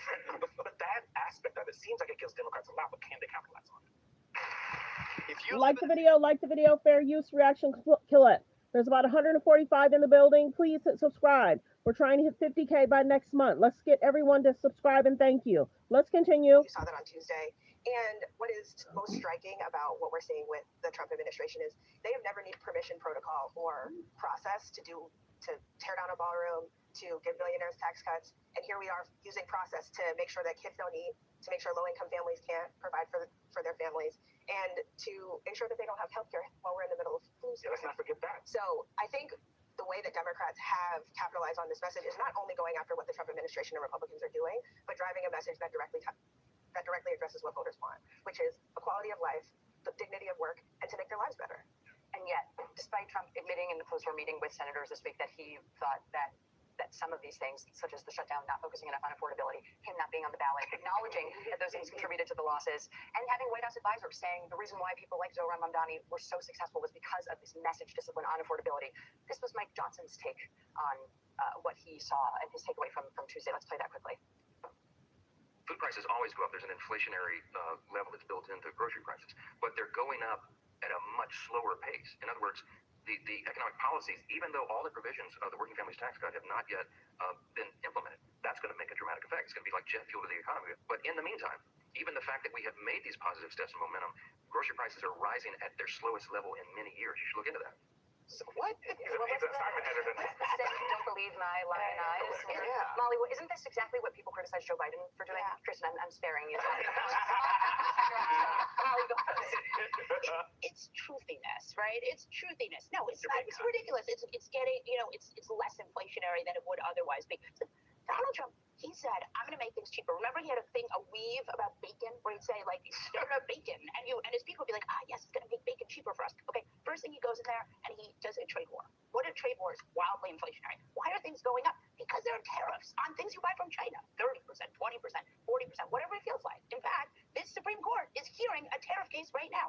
And so the fact that we're here should come as no surprise to anyone. Mike Johnson really was put in this job to serve as at the pleasure of Donald J. Trump. He's a mini Trump. In fact, we've heard reporting that he said that Mike Johnson, Trump is basically the Speaker of the House. So Mike Johnson's job is to just defend anything Trump does. And that's what we're seeing here. Inflation is a little less inflationary than it would otherwise be, because prices are always going up. No, they're not. Can we talk? I want to talk more about the economic big out of the Republican side of Washington. We just heard the Speaker of the House saying a lot of words about something that I don't even know. What is this? What did he call it? The working families tax cut? Yes. Whatever that is. Let's rebrand, baby. That's the rebrand of Big Bad Ugly Bill. That's now the law. Here is the President of the United States talking about the Walmart Thanksgiving dinner. Wait, is this a sound? Oh no, it's a full screen. Let me read this to y'all when it goes up on the screen. 2025 Thanksgiving dinner under Trump is 25% lower than 2024 Thanksgiving dinner under Biden, according to Walmart. My costs are lower than the Democrats on everything, especially oil and gas! Exclamation point. So the Democrats' affordability issue is, all caps, dead. All caps. Stop lying! 3 exclamation points. ABC News. Wow, Angel. Like the video, like the video. Let's play this clip as he's talking to the American people. Which I think you admit we do substantially. That means everything else. So we are the victors on affordability. And do you remember that the Biden administration had the highest inflation in 48 years, but most people say ever recorded? Do you remember that? Right? Do you remember it? Did they have the highest inflation in 48 years? Did they? Just answer me the question. You know the answer. The answer is yes. They had the worst inflation in 48 years. We have almost no inflation. We're down now to 2%, and we'll be at maybe 1%. You want to always stay above 1%, actually. You want a little tiny bit of inflation. We're at a perfect number. They were at the highest level in recorded history, okay? And when you talk about affordability, that one fact. Now, let's talk about the second biggest subject after inflation, energy. We're going to be at $2 gasoline. We're going to be approximately $2 very soon. We're a little bit above $2 right now for gasoline. Now, under Biden, it was $4.50. It even hit $5, but it was $4, $3.50. We're going to be at $2 a gallon. So gasoline's much less. Energy costs are less. When you have energy and when you have gasoline less, everything else follows. It's such a big category. So when you have lower energy prices, which I think you admit we do substantially, that means everything else. So we are the victors on affordability. And do you remember that the Biden administration had the highest inflation in 48 years, but most people say ever recorded? Do you remember that? Right? Do you remember it? Did they have the highest inflation in 48 years? Did they? Just answer me the question. You know the answer. The answer is yes. They had the worst inflation in 48 years. We have almost no inflation. We're down now to 2%, and we'll be at maybe 1%. You want to always stay above 1%, actually. You want a little tiny bit of inflation. We're at a perfect number. They were at the highest level in recorded history, okay? And when you talk about affordability, that one fact. Now, let's talk about the second biggest subject after inflation, energy. We're going to be at $2 gasoline. We're going to be approximately $2 very soon. We're a little bit above $2 right now for gasoline. Now, under Biden, it was $4.50. It even hit $5, but it was $4, $3.50. We're going to be at $2 a gallon. So gasoline's much less. Energy costs are less. When you have energy and when you have gasoline less, everything else follows. It's such a big category. So when you have lower energy prices, which I think you admit we do substantially, that means everything else. So we are the victors on affordability. And do you remember? There's about 334 in the building. If I can get 334 people, please hit the subscribe button. We're trying to hit 50K by next month. Please hit the subscribe button and turn on your notifications. Let's continue.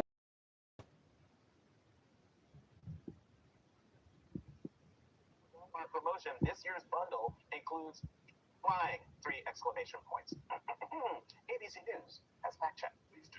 Trump appears to equate a Walmart Thanksgiving meal deal with an economic indicator. Here's full quote. When it comes to the Walmart promotion, this year's bundle includes fewer items, 15 compared to 21 last year, and a higher percentage of store brand items. That's great value, people. Great value. Cinnamon Toast Crunch. No shade to great value. We love it. We love the Cinnamon Toast Crunch. Take into account the fact that some voters are not even going to Be kind in the comments.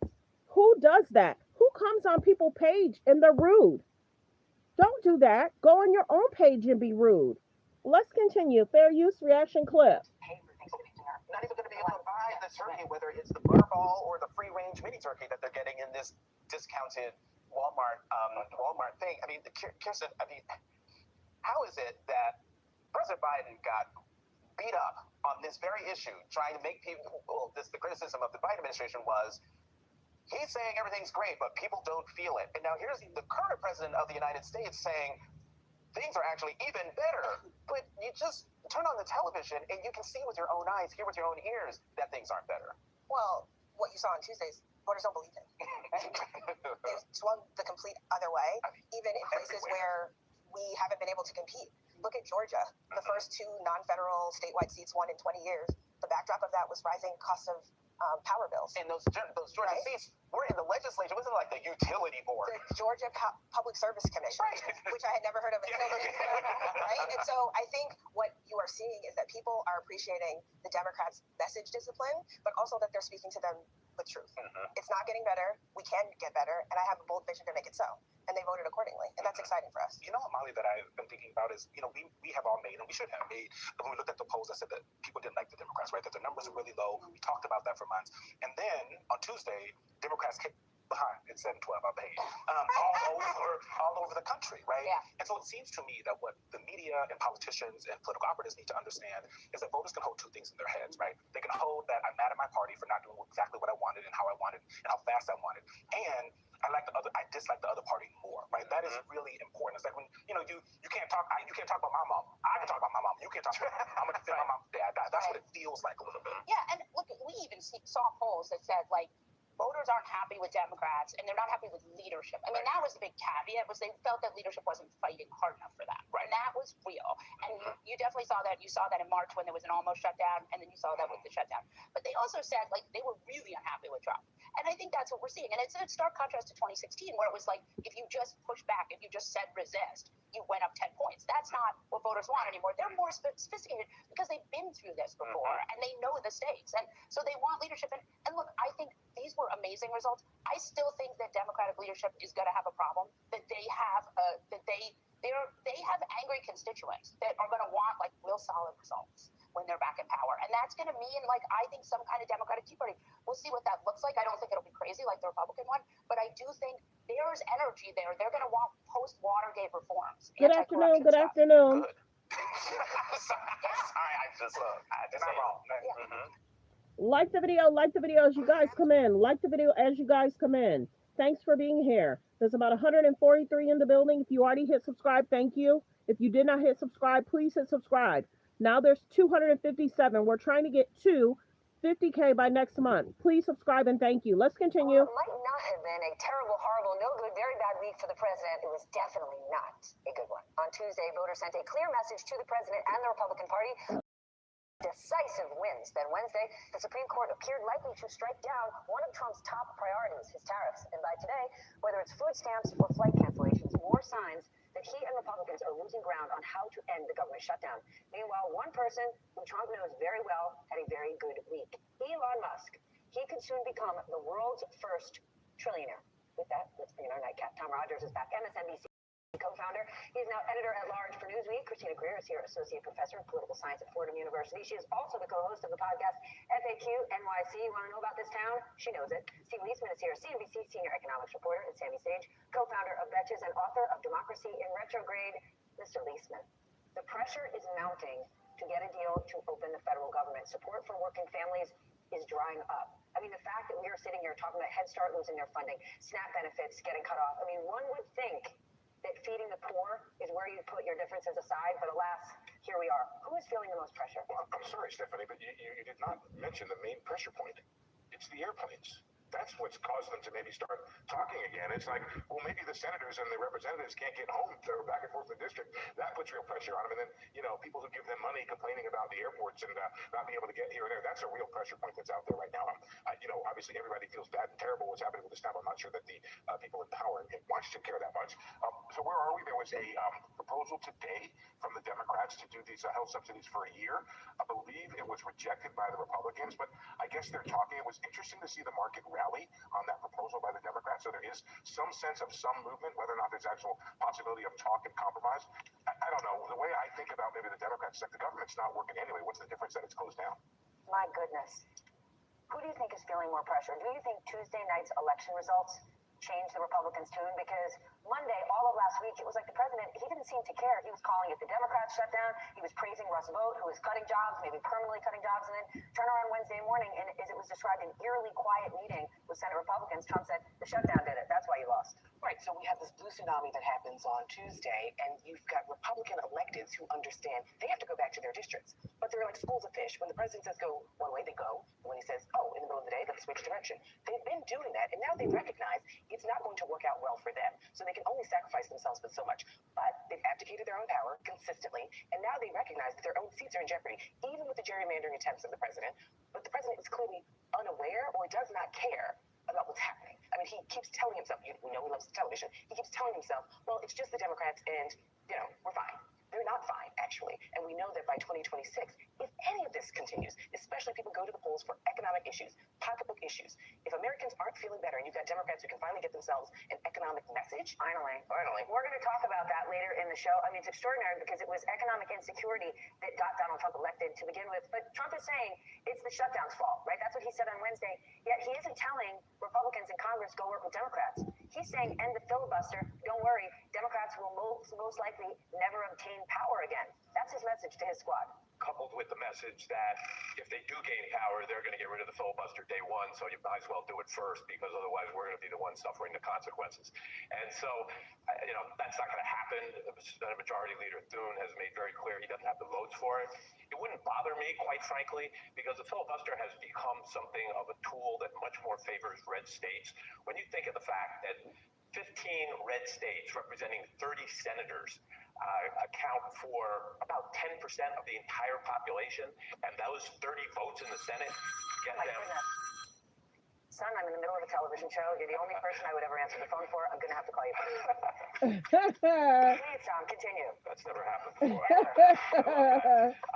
And basically, those red states representing only 10% of the population getting 30 of the 40 votes that they need to be able to be blocking in the Senate. So it really would not bother me as a Democrat to see the filibuster go. It's not going to happen over this fight, though. Your take, Madame. I mean, my hot take on the Republicans and the filibusters. No hot takes here. Okay, maybe it's not your hot. Educated take, your position of authority. No hot takes in this. Okay, maybe it's not hot, but my mild take is that Republicans like the filibuster because it saves them from having to actually do whatever Donald Trump says, which we know that nothing stops them from doing so. And you asked who's under the most pressure. The people who are under the most pressure are the people who are having their SNAP benefits taken away and the people whose healthcare premiums are skyrocketing. That's who's under pressure. And I think what this really shows is that the people in Congress don't care about their constituents. They simply don't, because if they wanted to, they would.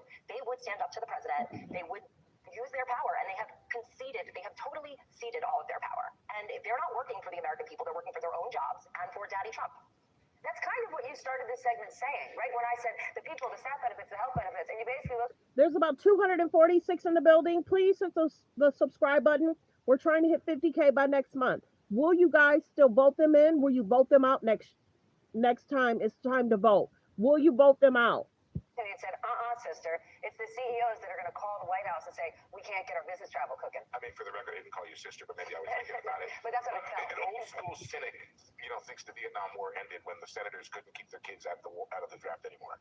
That kind of notion of how the world really works. I would say, though, it strikes me that the Democrats care a bit more about people not getting SNAP and healthcare subsidies than the Republicans do. And I think Tom's notion of the overwhelming power of a small number of states is, it's the way it works right now. And it's fascinating to me that these folks are the ones in the Republican states who are going to get hammered by a lot of these things they're going for.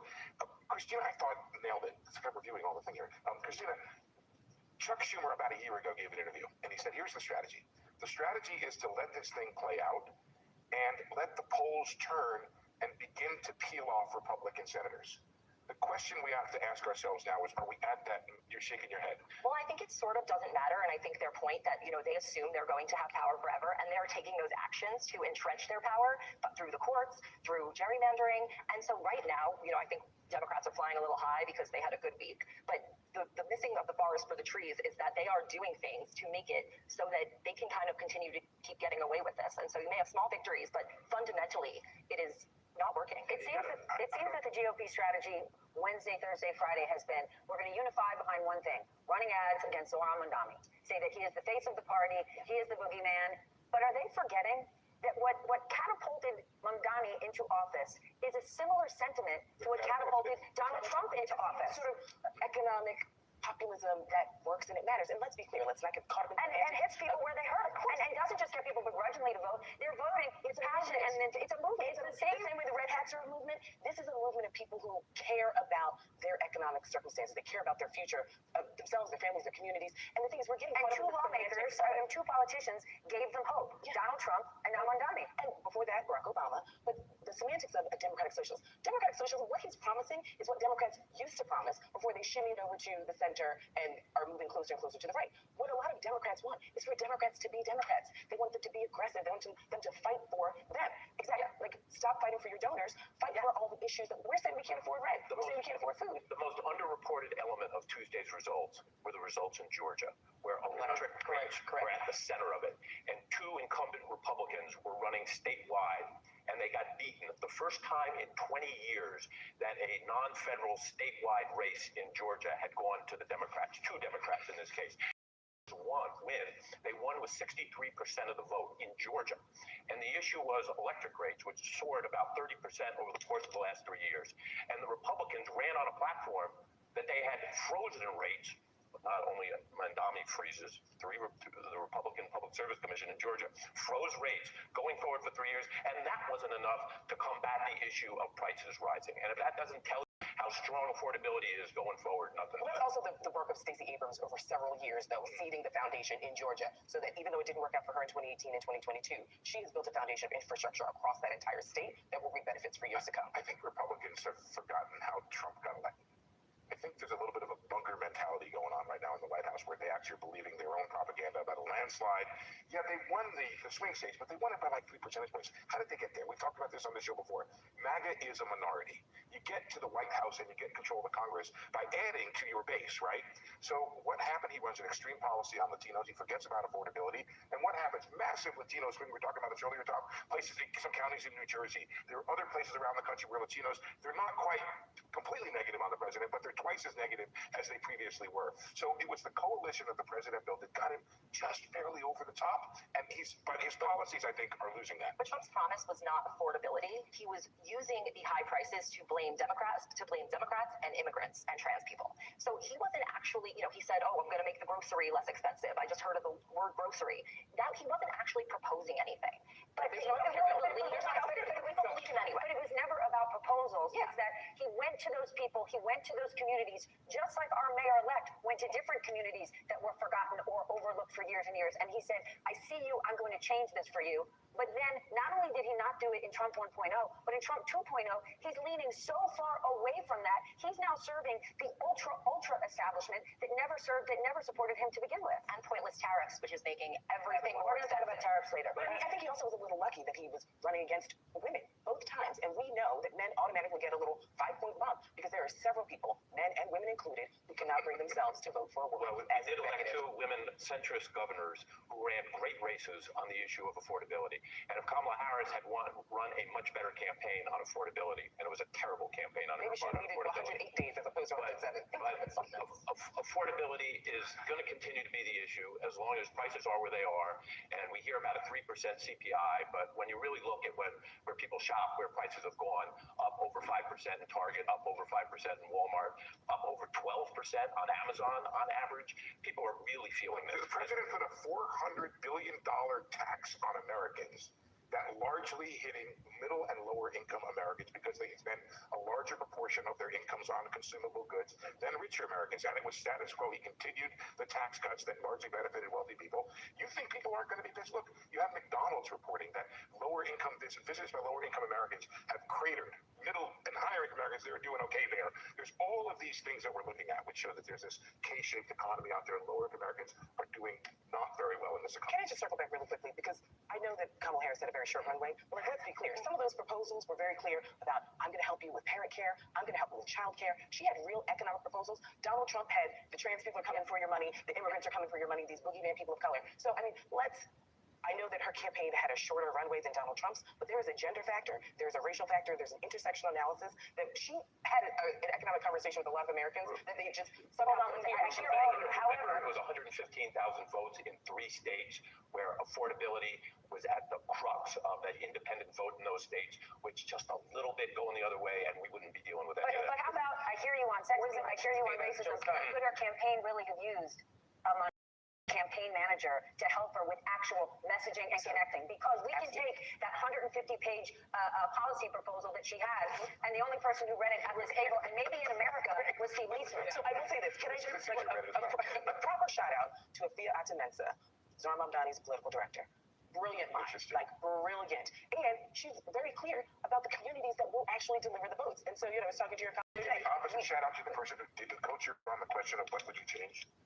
Who did the culture on that question? In my brain, I go, well, the answer to that question 100 times. Because Joe Biden was calling her during the campaign and saying, you can't throw me under the bus.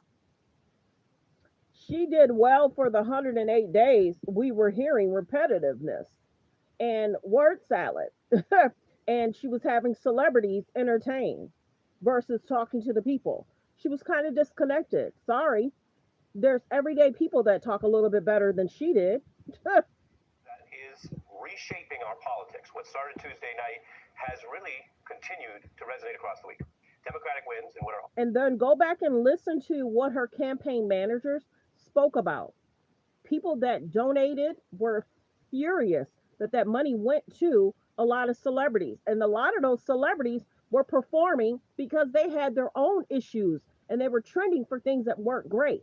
So that's what she ran on, celebrities entertaining us, and a lot of those celebrities had a lot of issues in media. We covered it. Like the video. There's about 103 in the building. Let's continue. Fair use reaction clip. Let's get the likes up, you guys. There's 217 in the building. We should already be at 100 likes. Let's get the likes up. 217 in the building. Please double tap the screen to get the likes up. Double tap the screen, hit the thumbs up above the video, below the video. Let's get the likes up. Thank you. I gotta always get my likes at 200, and we're at 58. Let's get the likes up. It makes sure I stay within the algorithm. Hello, good afternoon. If you already hit like, thank you. If you already hit subscribe, thank you. 217.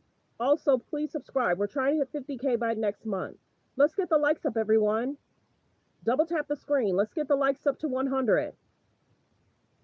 Double tap the screen. YouTube makes it easy. If you're watching from a phone or a tablet, press 1.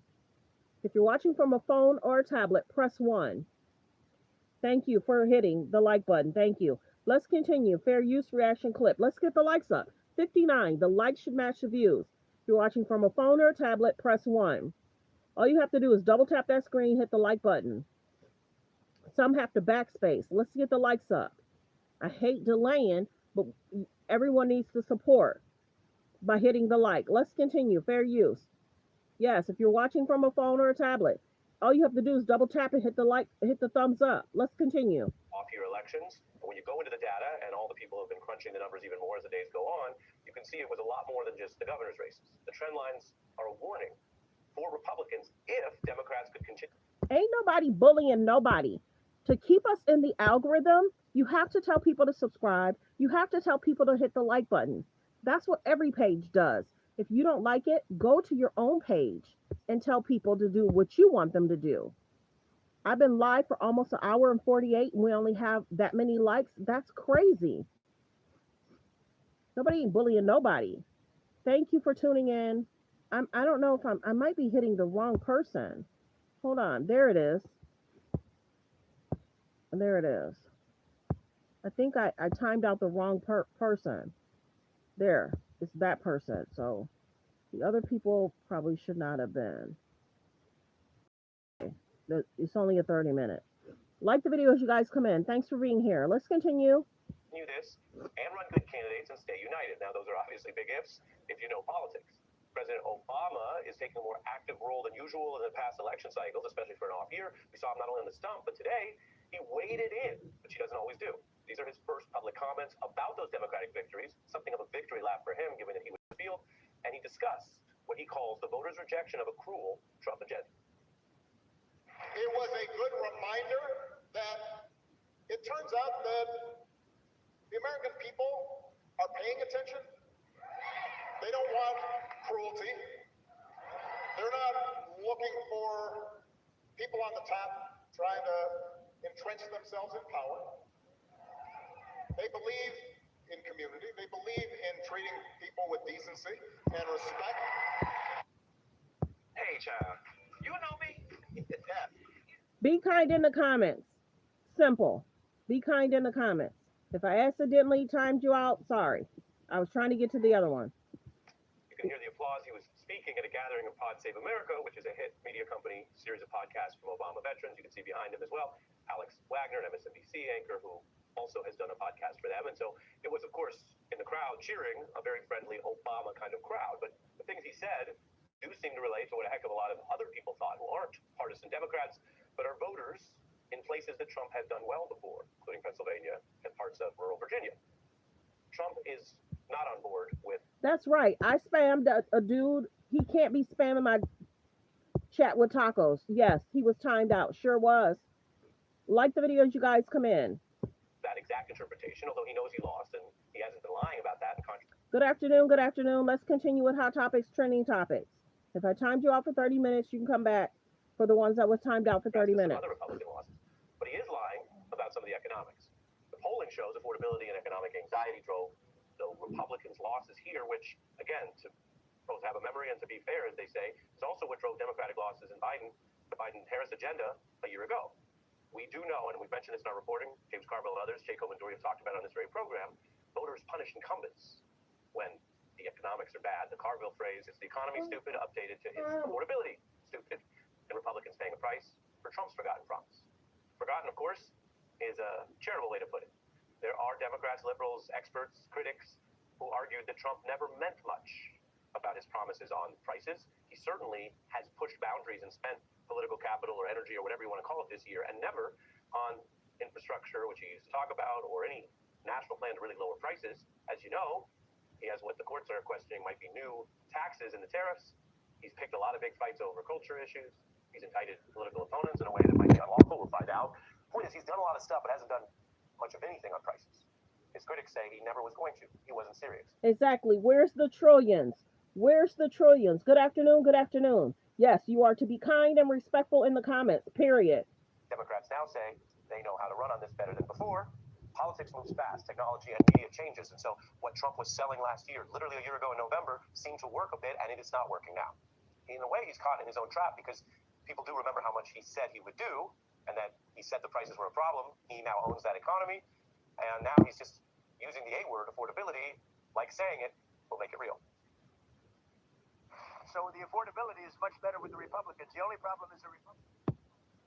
We are the ones that have done great on affordability. They've done horribly on affordability. Hold on 1 second. Now he's just using the A word, affordability, like saying it, will make it real. So the affordability is much better with the problem is the Republicans don't talk about it. We are the ones that have done great on affordability. They've done horribly on affordability. I don't want to hear about the affordability. Talk about it. That is... I did that short yesterday. Like the video, like the video. Someone who knows about talk. But whether he's all talk is the question that voters are pushing to him. He was a member of the media, if you want to call it, an entertainer, a reality show host, for many years. He looks at what just happened and sees it as a communications issue. We talked about it before, but we're not talking about it the right way now. And I will just say, as fairly as we can, this is not an issue about talking. It's about doing. It's about whether the government is working for you or whether it's shut down indefinitely because the people in charge, and Republicans control both political branches, either can't get it done or don't want to support health care during these economic tough times, both of which appear to be losing messages, at least in the places that we got to vote on Tuesday, as well as in the polling. Trump's making misleading claims about gas. It's over $3. Trump claims on inflation don't add up. Grocery prices still going up, increasing by over a point this year. And then over on Fox News, some of the coverage is here on planet Earth. Take a look. Prices are up in the United States for coffee. It's up almost 20%. Utility, up 11.7%. And then electricity is up 5.1%. And vehicle repair, if you need your car fixed, it's up 11.5%. I believe it. Numbers don't lie. Those are 11.7%. Hold on one And second. then electricity is up 5.1%. And vehicle repair, if you need your car fixed, it's up 11.5%. Count it up. Numbers don't lie. Those are actual numbers about the economic problems, coupled with Tuesday's actual numbers about the voters' response.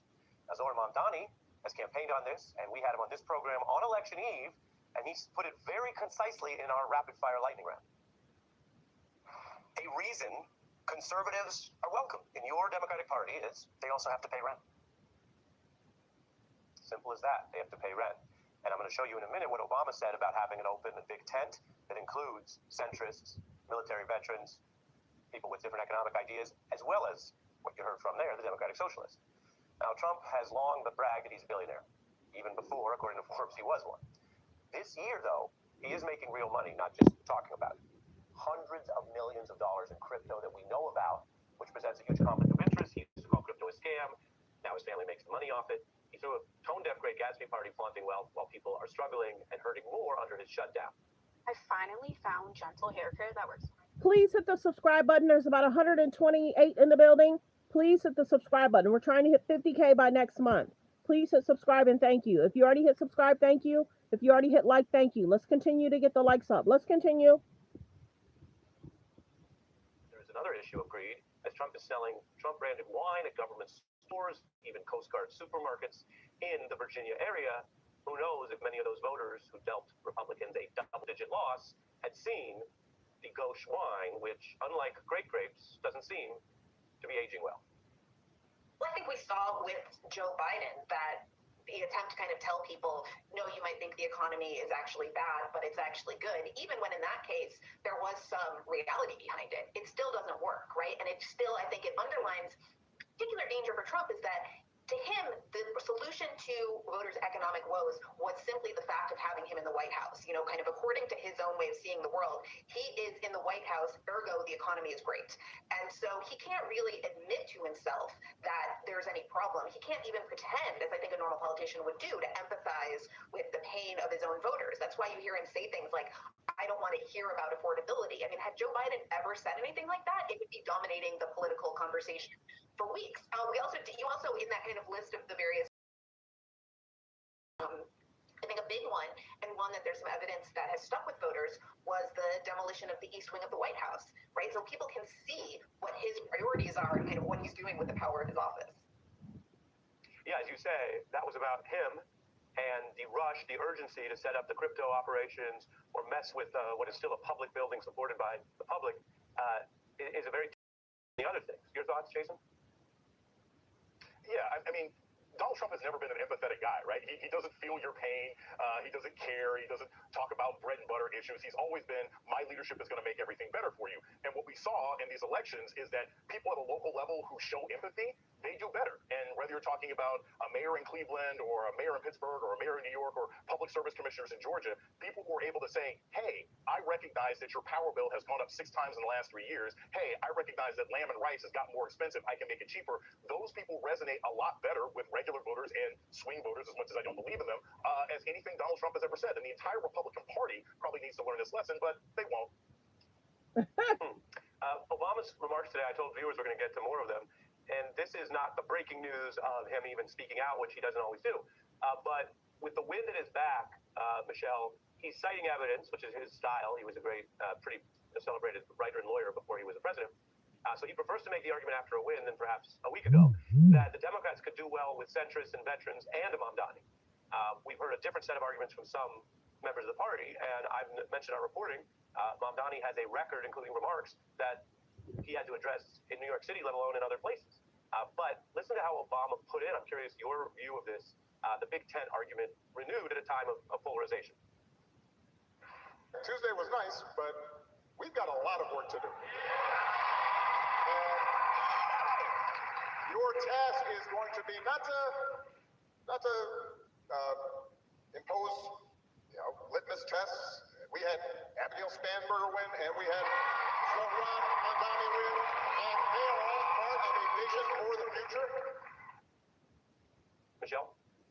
Well, either you want a big tent or you don't. I mean, centrists and kind of people who want the Democratic Party to be more congenial to conservatives will often say they want a big tent. And I think that that's the right approach. You're obviously not going to run the Zohran Mamdani type candidate outside of a big liberal city. But a big tent doesn't just mean that you open up your tent to the right.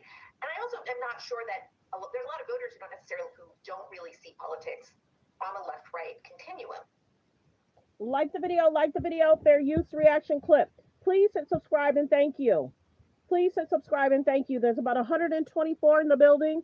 Please hit subscribe. We're trying to hit 50K. If you already hit subscribe, thank you. If you already hit like, thank you. Let's continue. Fair use reaction clip. Criminal referral from the Director of National Intelligence, Tulsi Gabbard. Remember when Gabbard had a news conference and said she had uncovered evidence of a treasonous conspiracy, including President Obama and others? That's what this is partially about.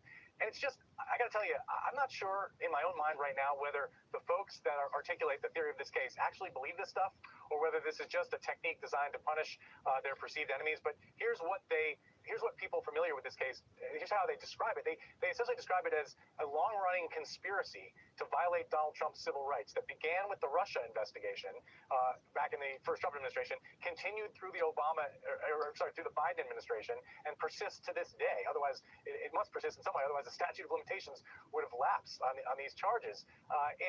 And so they link together both the Russia investigation and the Jack Smith probes, and because the reason it's down in South Florida, that was new, that's what we reported today, it's being led by the U.S. Attorney in Miami, is because the Mar-a-Lago search took place in that district, and so that's the criminal nexus, we are told, and Jason Quinones, the U.S. Attorney, is an associate, a friend, we're told, of Mike Davis, who's an advisor to the Justice Department in the White House, who's been talking very publicly about what he thinks should happen and his vision of this case. Again, a conspiracy against rights, as he puts it, involving multiple people across administrations. The issue, of course, as everyone on this panel well knows, is there's no evidence to support any of this. You described how John Durham, who not exactly a friendly prosecutor to the targets in these, thoroughly at these matters and was not able to charge anyone, and there's been no new evidence that surfaced since, even though there's been attempts by Trump administration figures to suggest that newly declassified evidence cast aspersions on certain things, but that's fantasy. So it's really going to be. Let's continue with the Supreme Court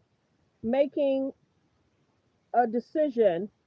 Like the video as you guys come in. Hold on 1 second. Cast aspersions on certain things. Like the video as you guys come in.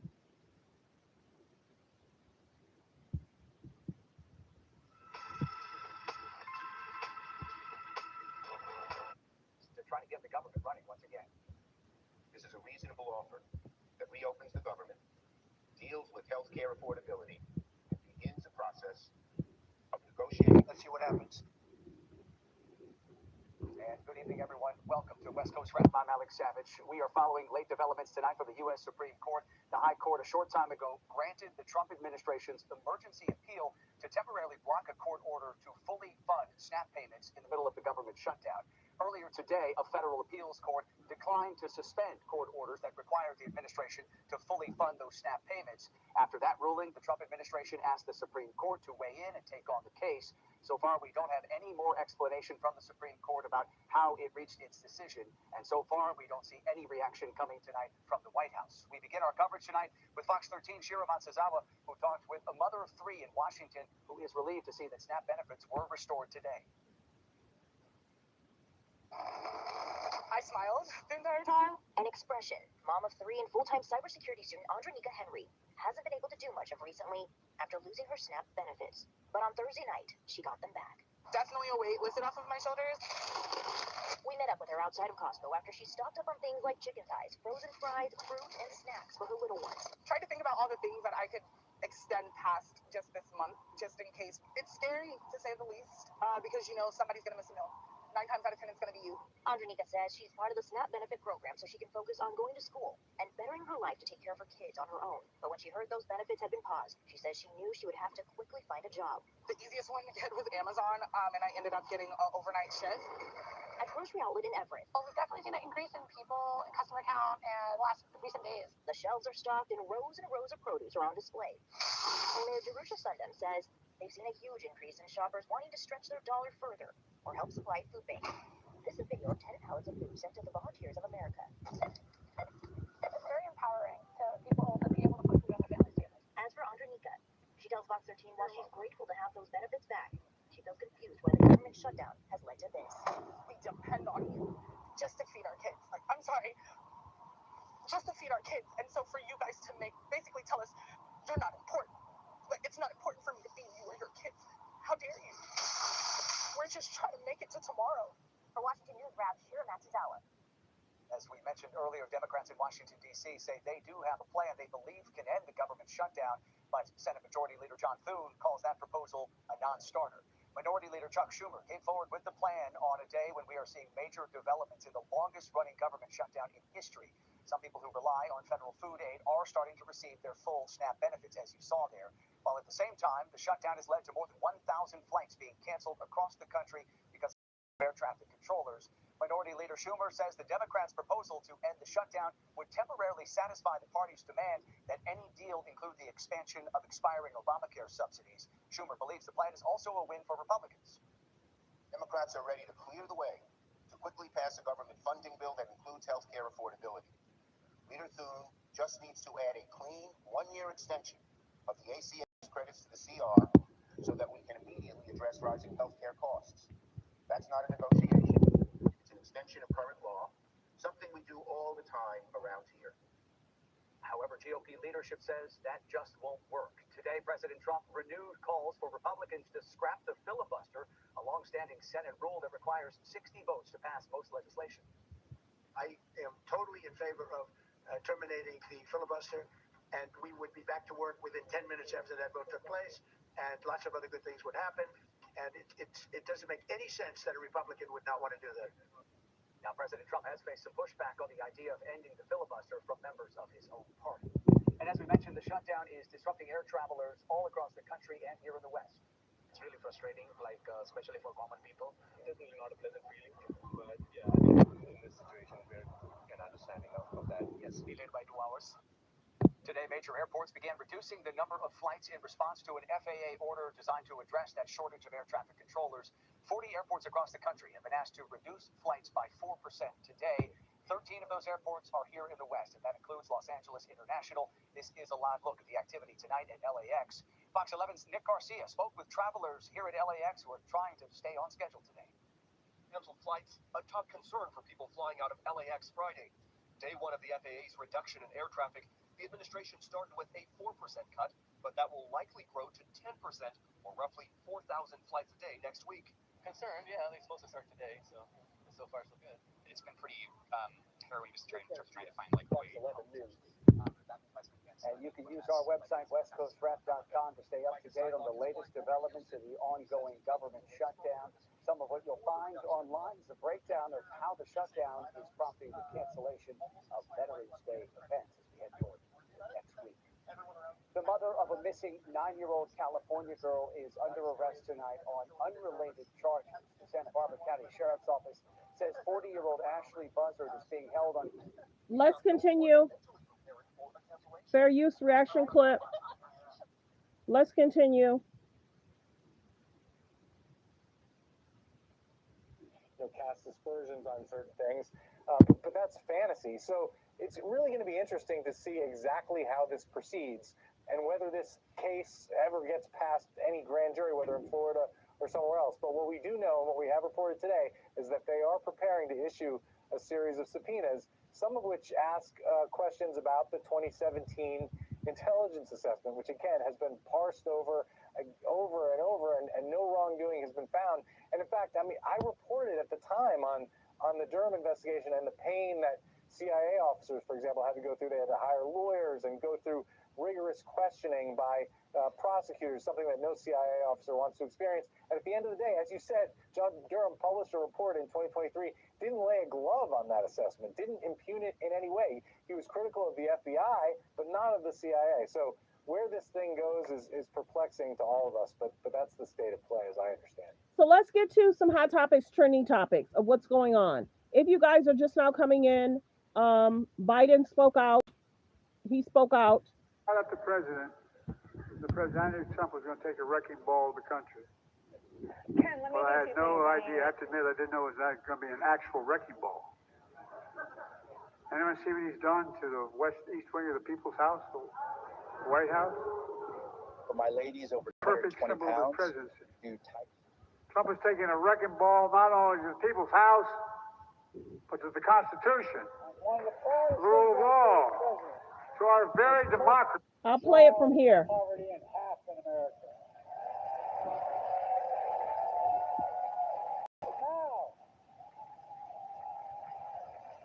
Now we have a president who's deliberately making hunger worse for America.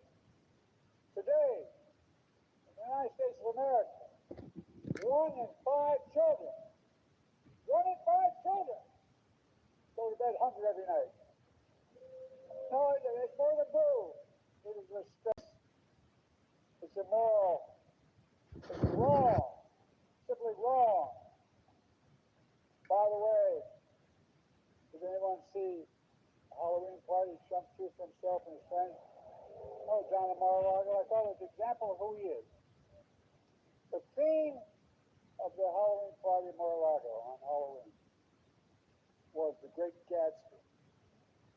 On Friday, everyone dressed up like the rich folks they are from the Roaring '20s. And on Saturday, he cut assistance to 40 million food assistance to 40 million Americans. The next day, he holds his party for the world to see make a fool of himself. And he cuts the food assistance. You can't make this stuff up. Folks, when I left the president, because I knew Trump was going to take the wrecking ball of the country. Well, I had no idea. I have to admit, I didn't know it was going to be an actual wrecking ball. Anyone see what he's done to the east wing of the People's House, the White House? It's a perfect symbol of his presidency. Trump is taking a wrecking ball not only to the People's House, but to the Constitution, the rule of law, to our very democracy.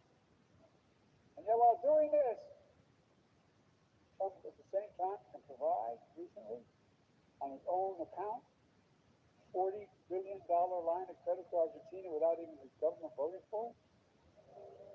Who in the hell does he think he is? No, I'm serious. I'm not kidding about this. I remember when I was running the first time around, I talked about I was worried about protection of democracy. I thought it was literally at risk. But I cannot find the money that he's blown away to feed all those kids. Family farms in Nebraska. Many of them are going bankrupt. Because Donald Trump started this ridiculous trade war, which I hope the Supreme Court will finally step up and back on and say he had no right to do it.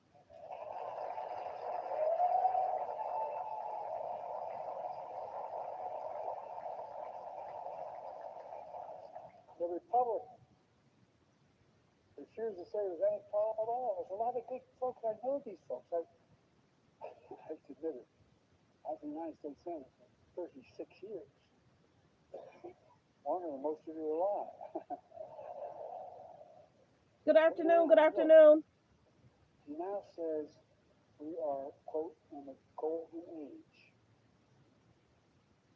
Not only gold is stuff he's hanging on the mantle. What? They did.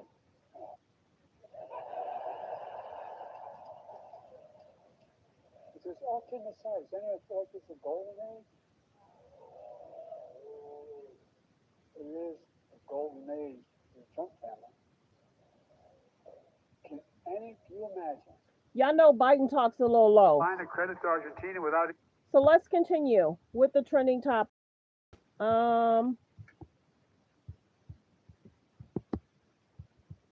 Like the video. Supreme Court blocks the order. Go on to Charlemagne was talking about him in regards to running some kind of test in regards to whether or not there's concerns. If it seems like he's repeating himself. Like Charlemagne said, he's not a doctor, but there's concerns that Charlemagne had. I'd like to play the video, but I can't. Go over here and watch it. It was kind of interesting. I'll give it to Charlemagne.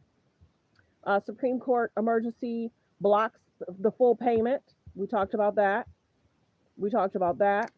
It's being reported. I can't confirm or deny if this is true or not. Diddy caught drinking. Some are saying that's false news. Some are saying that it was put out by a certain publication. And then they're saying if he was caught, other people would have found out. I guess certain people know people inside. And some are saying that this is not true. Remember how they were also saying that he might have had a situation last month? They're stating that might have been around sentencing time, or it might have been around the trial time. So there's a lot of information coming out from Diddy. So I can't confirm or deny if this is really what happened.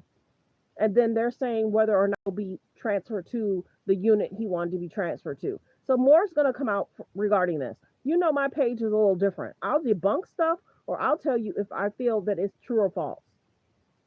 I don't know if Diddy's lawyers have made a statement, so I can't confirm or deny this is being said. Many people yesterday reported on him being found drinking, but I can't confirm or deny if this is true or not. Some are saying this is false. People are putting out false information regarding Diddy. So there's that. I can't confirm or deny.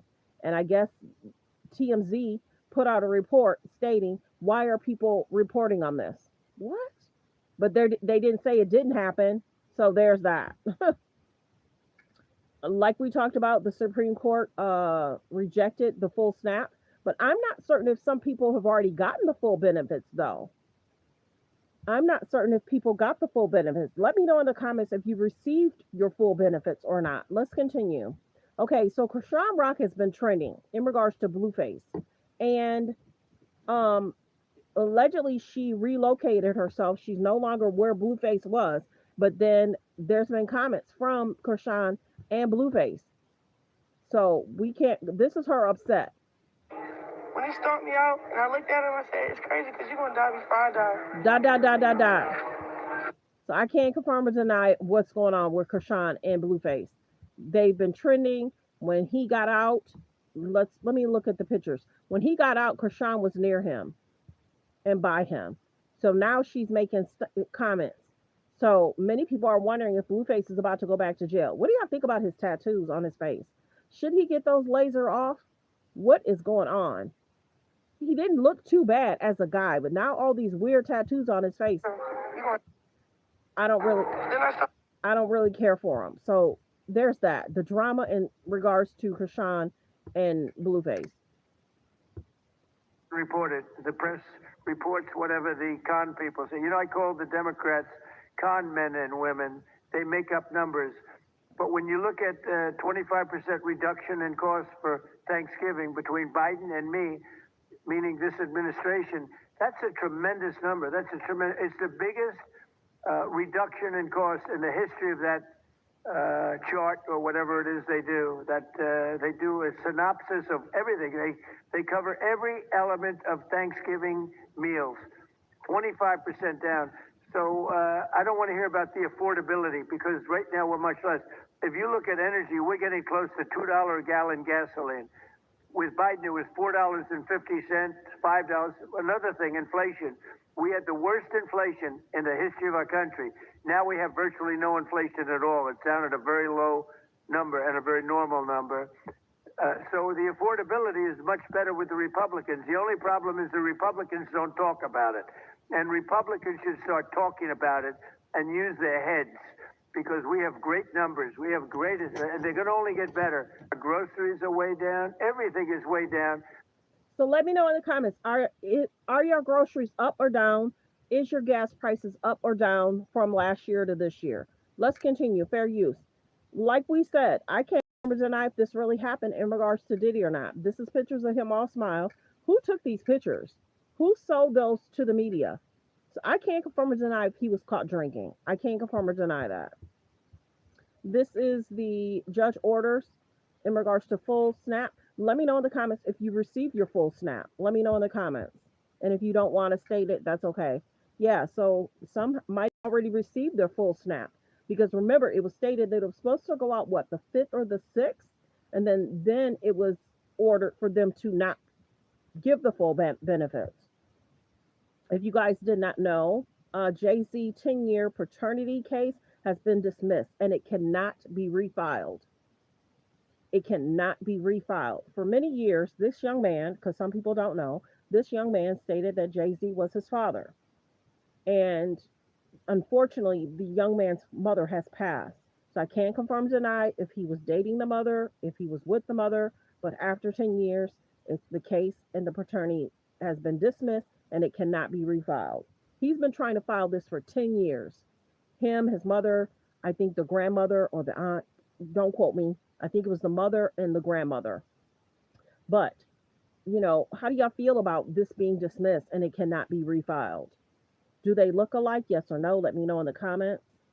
For a while, when the mother was here, she had stated allegedly that he's the father, but he's been able to dodge this and not do a paternity. Let me know how y'all feel about that. I can't confirm or deny if he was the father, if he spent the time with the mother, but he was definitely trying not to do the testing, because if he was found that he did spend quality time with the young lady, alleged she was under a certain age. I can't confirm or deny the age.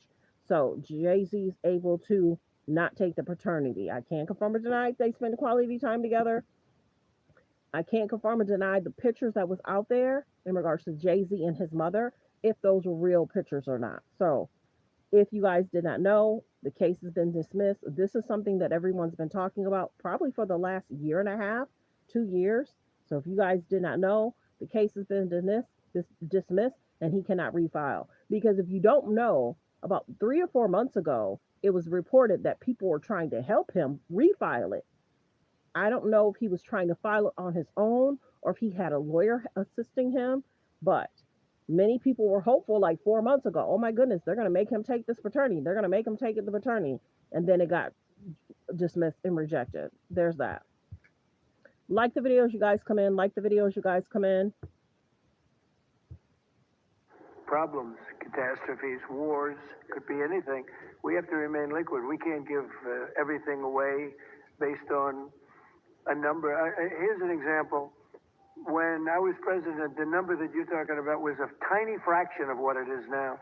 Biden went totally crazy, gave it to anybody that would ask, gave it to people that were able-bodied, had no problem.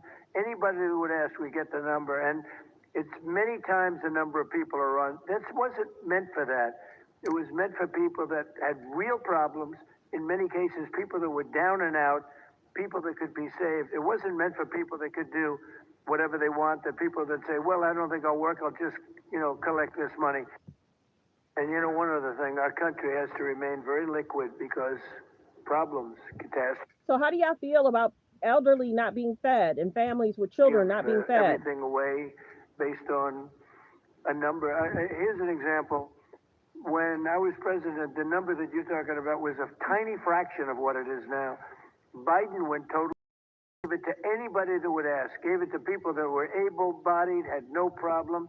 Anybody that would ask, we get the number. And it's many times the number of people are on. That wasn't meant for that. It was meant for people that had real problems, in many cases, people that were down and out, people that could be saved. It wasn't meant for people that could do whatever they want, the people that say, well, I don't think I'll work, I'll just, make this money. And one other thing, our country has to remain very liquid because problems, catastrophes, wars, could be anything. We have to remain liquid. We can't give everything away based on a number. Here's an example. When I was president, the number that you're talking about was a tiny fraction of what it is now.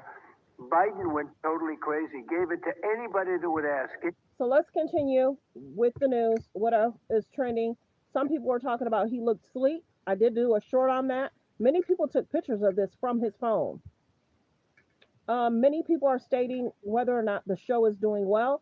I can't confirm or deny if the show is doing well. Kim Kardashian, the biggest, 3 years, amazing, 3.2 views globally after 3 days. So I guess it's streaming now. The numbers might be okay. I'm not watching it. Not interested. That's Blueface hanging out with people. No shirt. Jennifer Lopez packing over. So I can't confirm or deny if there is. This has been out and about. This has been posted a few times. Did her dating Diddy back in the day, did it affect her relationship with Ben? Many people are wondering. It's being reported that Diddy may be reaching out allegedly to J-Lo for support. As he's coming out, he may be looking to some of his exes for support in regards to getting back into the industry. Many people, there was post that was reported this week, is Jennifer panicking over Diddy wanting assistance, wanting help. Where was all his friends when he was in? Where was all his friends when he was in jail? A lot of people didn't show up to court. The only one that showed up to court was who? Kanye. Where was all those friends that showed up, that did not show up to court? His family showed up, of course, and the baby mama showed up, but I can't confirm or deny if this is even an issue. I know Jennifer is probably not excited that she's been trending with Diddy this week, so I can't confirm or deny if he's even reached out to her, if once he gets out he wants assistance from her, or if he just needs assistance. So this has been posted a few times this week. Can't confirm or deny if that's even an issue. Let's see. There's been 1.1 million. That's the reports number, that there's been 1.1 million layoffs. Did you guys know that? It was being reported that Amazon was laying off people and others. So did you guys know that that was the number? So that's crazy that that's the number. Let's continue. Fair use. We're just doing hot topics, trending topics. Did y'all know that she changed her hair? Yeah, she changed her hair. Let me know what you guys think about her hair. She looks gorgeous to me, though.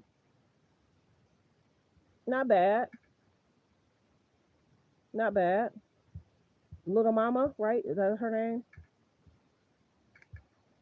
Yeah, Little Mama. Y'all let me know in the comments. Do y'all like her hair? She went blonde. Blonde and kind of darker makeup. Y'all let me know. Right now, we're just doing hot topics, trending topics. We already talked about the news. This was funny. Let me see if this is a clip. Trump said this week he spoke to the president of Puerto Rico and the president of the Virgin Islands.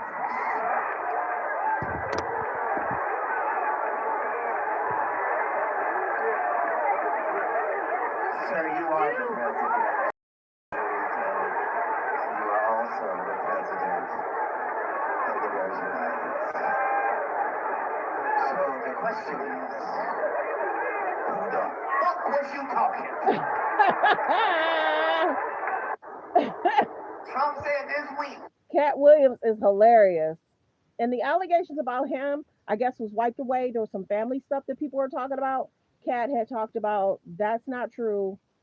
That's not true. And I guess the video was taken down. So Trump said this week he spoke to the president of Puerto Rico and the president of the Virgin Islands.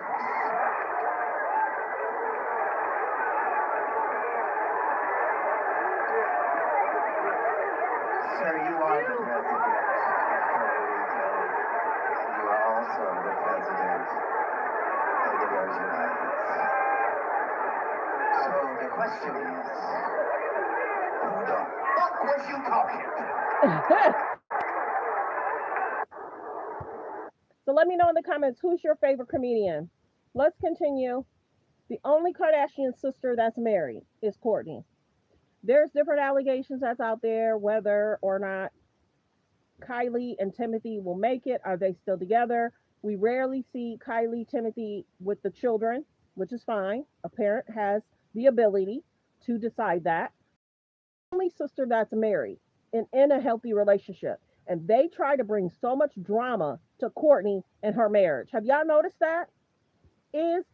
Are the girls jealous of Courtney having a man by her side? She works when she wants to work. She likes to spend time with her children when she likes to spend time with her children, but she's the only one that's married. There's video out there in regards to Chris, and remember how Bruce made the transition, who's now respectfully Caitlyn, but it's being reported, alleged, that Chris might have understood that he was possibly doing that, and then there's drama surrounding that. Then there's allegations in regards to Chris's birthday, if in fact that was kind of like a birthday / wedding. But this is the only sister that's in a healthy marriage. Kim brought so much drama to her situation in regards to, oh, she chose where to have the wedding. Oh, she chose who to sing at the wedding. She's the only sister that's married, and they bring so much drama to her situation. And yeah, Courtney was like, I'm not interested in wearing no bustiers. I'm not interested in wearing heels. She's a mom that she just had a child, 2 years ago? They just had a birthday. Courtney's the one that will stand up. She's not for the monthly, I have to trend. She'll trend because she's still a part of, but she's not the sister that will try and trend every 2 weeks. She posts when she wants to post. She does what she wants to do. And are the sisters jealous that she's the only sister that's married? And now that I've been talking about that, now they're saying, oh, will Kylie get married? Oh, is Chris going to get married? They watch people's pages. They do. They watch people's pages. They do. Courtney calls out fans for taking a sneak peek. I guess she's calling out somebody that took a sneak picture of her son. She's posted the son before, but in most cases, she will try and cover up the son's face. So there's that. Courtney's the only sister that's married. Kim right now is trending in regards to the show, whether the show is doing well or not. Kim was also trending last month in regards to what was going on with the North. Sometimes Kim has put North in unflattering pictures. I don't like the picture of his shirt. I don't like the picture of that shirt. Kim has put North in situations. Look how she portrays North on the show. In regards to North eating an onion. In regards to North trying to grab Chloe's glass. And whether it was champagne or wine, we don't know. And then in regards to showing North slapping her friends on the face. But why is that Kim always wants to have older adults entertain North? What is that all about? North allegedly sometimes going to different events by herself. There's no Kanye, there's no Kim. Sometimes it's security and possibly female security. But North will trend about going to places and you don't see Kim next to her. What's up with that? Why is North trending and going to places by herself with just security? Whether that's a male security and a female security being there, if she has to go to the ladies' room. But yeah, that's interesting. And then Kanye's trending for making an apology. That's all I'll say. Go look it up. Kanye's trending for making an apology. Okay, so right now we're just doing hot topics, trending topics. This is the difference in regards to the young ladies. This was Krishan when she was younger, and this is her now. Wow, that's Alexis when she was younger, and then this is her now. These are the women that decided to date Blueface, if you did not know. Krishan is trending, Blueface is trending, and Alexis is also trending. Let's see if there's anything else. Gotta watch what I put up there. Not gonna play that. Let me see. Let's see. This is from 22 hours ago, so I will play that. Yeah. And it is cheaper, but it also contains less. Well, I haven't heard that. You're telling me. Who are you with? Who are you with? Fake news. NBC. You're fake news. What a NBC's gone down the tubes. So they're telling him that the basket allegedly has less. I've heard 29 items in the basket. I've heard 25 items in the basket. And now there's 21 or maybe 15. So we're hearing different things. So let's go ahead and listen to what they're talking about. Yeah. And it is cheaper, but it also contains less. Well, I haven't heard that. You're telling me. Who are you with? Who are you with? Fake news. NBC. You're fake news. What a NBC's gone down the tubes along with most of the rest of them. Why do you think there's such a disconnect between the economy that you're describing, the Well, they feel better about our country right now, other than the shutdown, obviously, which is caused by the Democrats, could be ended by the Democrats in 2 minutes. They feel much better. We have more jobs. We just set a record on jobs. You do know that? I just heard this yesterday that Walmart said that the Thanksgiving was 25% more expensive under Biden. That's a big, to me, that's a big number, because Walmart's respected. I mean, Walmart is Walmart, and, you know, they're giving you prices. So that would mean that the whole series of pricing and costs, you know, the groceries and everything else, it was a con job. It was a con job. Affordability, they call it, was a con job by the Democrats. The Democrats are good at a few things: cheating on elections and conning people with facts that aren't true. President, since you brought up the Walmart Thanksgiving meal, and it is cheaper, but it also contains less. Well, I haven't heard that. You're telling me. Who are you with? Fake news. NBC. You're fake news. What a NBC's gone down the tubes along with most of the rest of them. Why do you think there's such a disconnect between the economy that you're describing day to day and the way many American states are feeling and are concerned about? Well, they feel better about our country right now, other than the shutdown, obviously, which is caused by the Democrats, could be ended by the Democrats in 2 minutes. They feel much better. We have more jobs. We just set a record on jobs. You do know that? I just heard this yesterday that Walmart said that the Thanksgiving was 25% more expensive under Biden. That's a big, to me, that's a big number, because Walmart's respected. I mean, Walmart is Walmart, and, you know, they're giving you prices. So that would mean that the whole series of pricing and costs, you know, the groceries and everything else, it was a con job. It was a con job. Affordability, they call it, was a con job by the Democrats. The Democrats are good at a few things: elections and conning people with facts that aren't true. So there's that. Let me see if there's any other hot topics, trending topics I want to talk about. Like the videos you guys come in. They were talking about he was asleep. They were talking about, this is people recording this from their television. Baby, this was people recording this from their and then don't they call Joe Sleepy Joe? Don't they call Joe Sleepy Joe? You know he got to be mad that this went out. You know he mad. You know he's mad that this is out. Like the videos y'all come in. Hair is a natural substance and accepts natural. Like the video. Okay, I have some stuff I have to do. I gotta get going. So copyright disclaimer: under Section 107 of the Copyright Act of 1976, allowance is made for fair use for purposes such as criticism, comments, news reporting, teaching, scholarships and research. Fair use is used permitted by a copyright statute that might otherwise be infringing. All comments are alleged, in our opinion, and for entertainment purposes only. Yeah, this was people recording. Then he woke up. Then he went back to sleep. Look at him. This is a good place to end. Thank you for the hearts. I just love the hearts. Thank you. There's about 176 in the building. Please hit subscribe. If all 176 hit subscribe, that'll be an amazing day for me. Please hit subscribe. We're trying to hit 50K by next month. Let's get the likes up. Yeah, this is something else. Him sleeping, and he be talking about Sleepy Joe. This is not the first time they caught him sleeping. Okay, so focus on healthy, safe relationships. Be around people that's loving, kind, and see, he woke up. He woke up, then he went back to sleep. He be up late tweeting, y'all. he be up late tweeting. So that might be why he not getting no good sleep.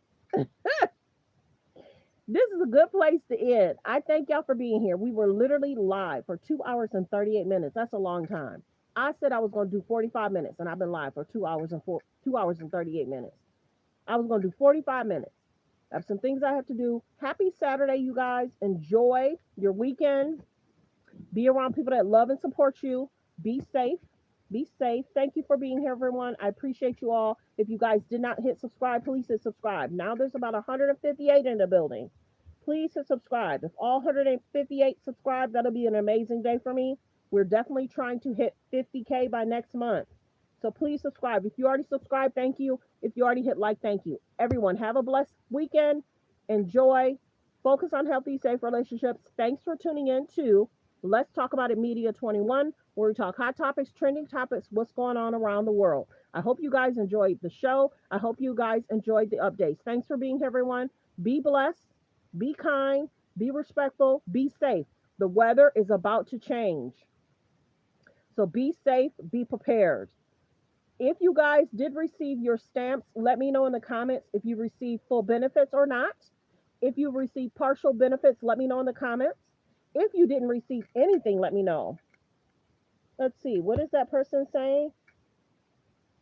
And you don't have to. Be kind in the comments. People that like us are subscribing. So thanks for being here who did subscribe. Be kind in the comments.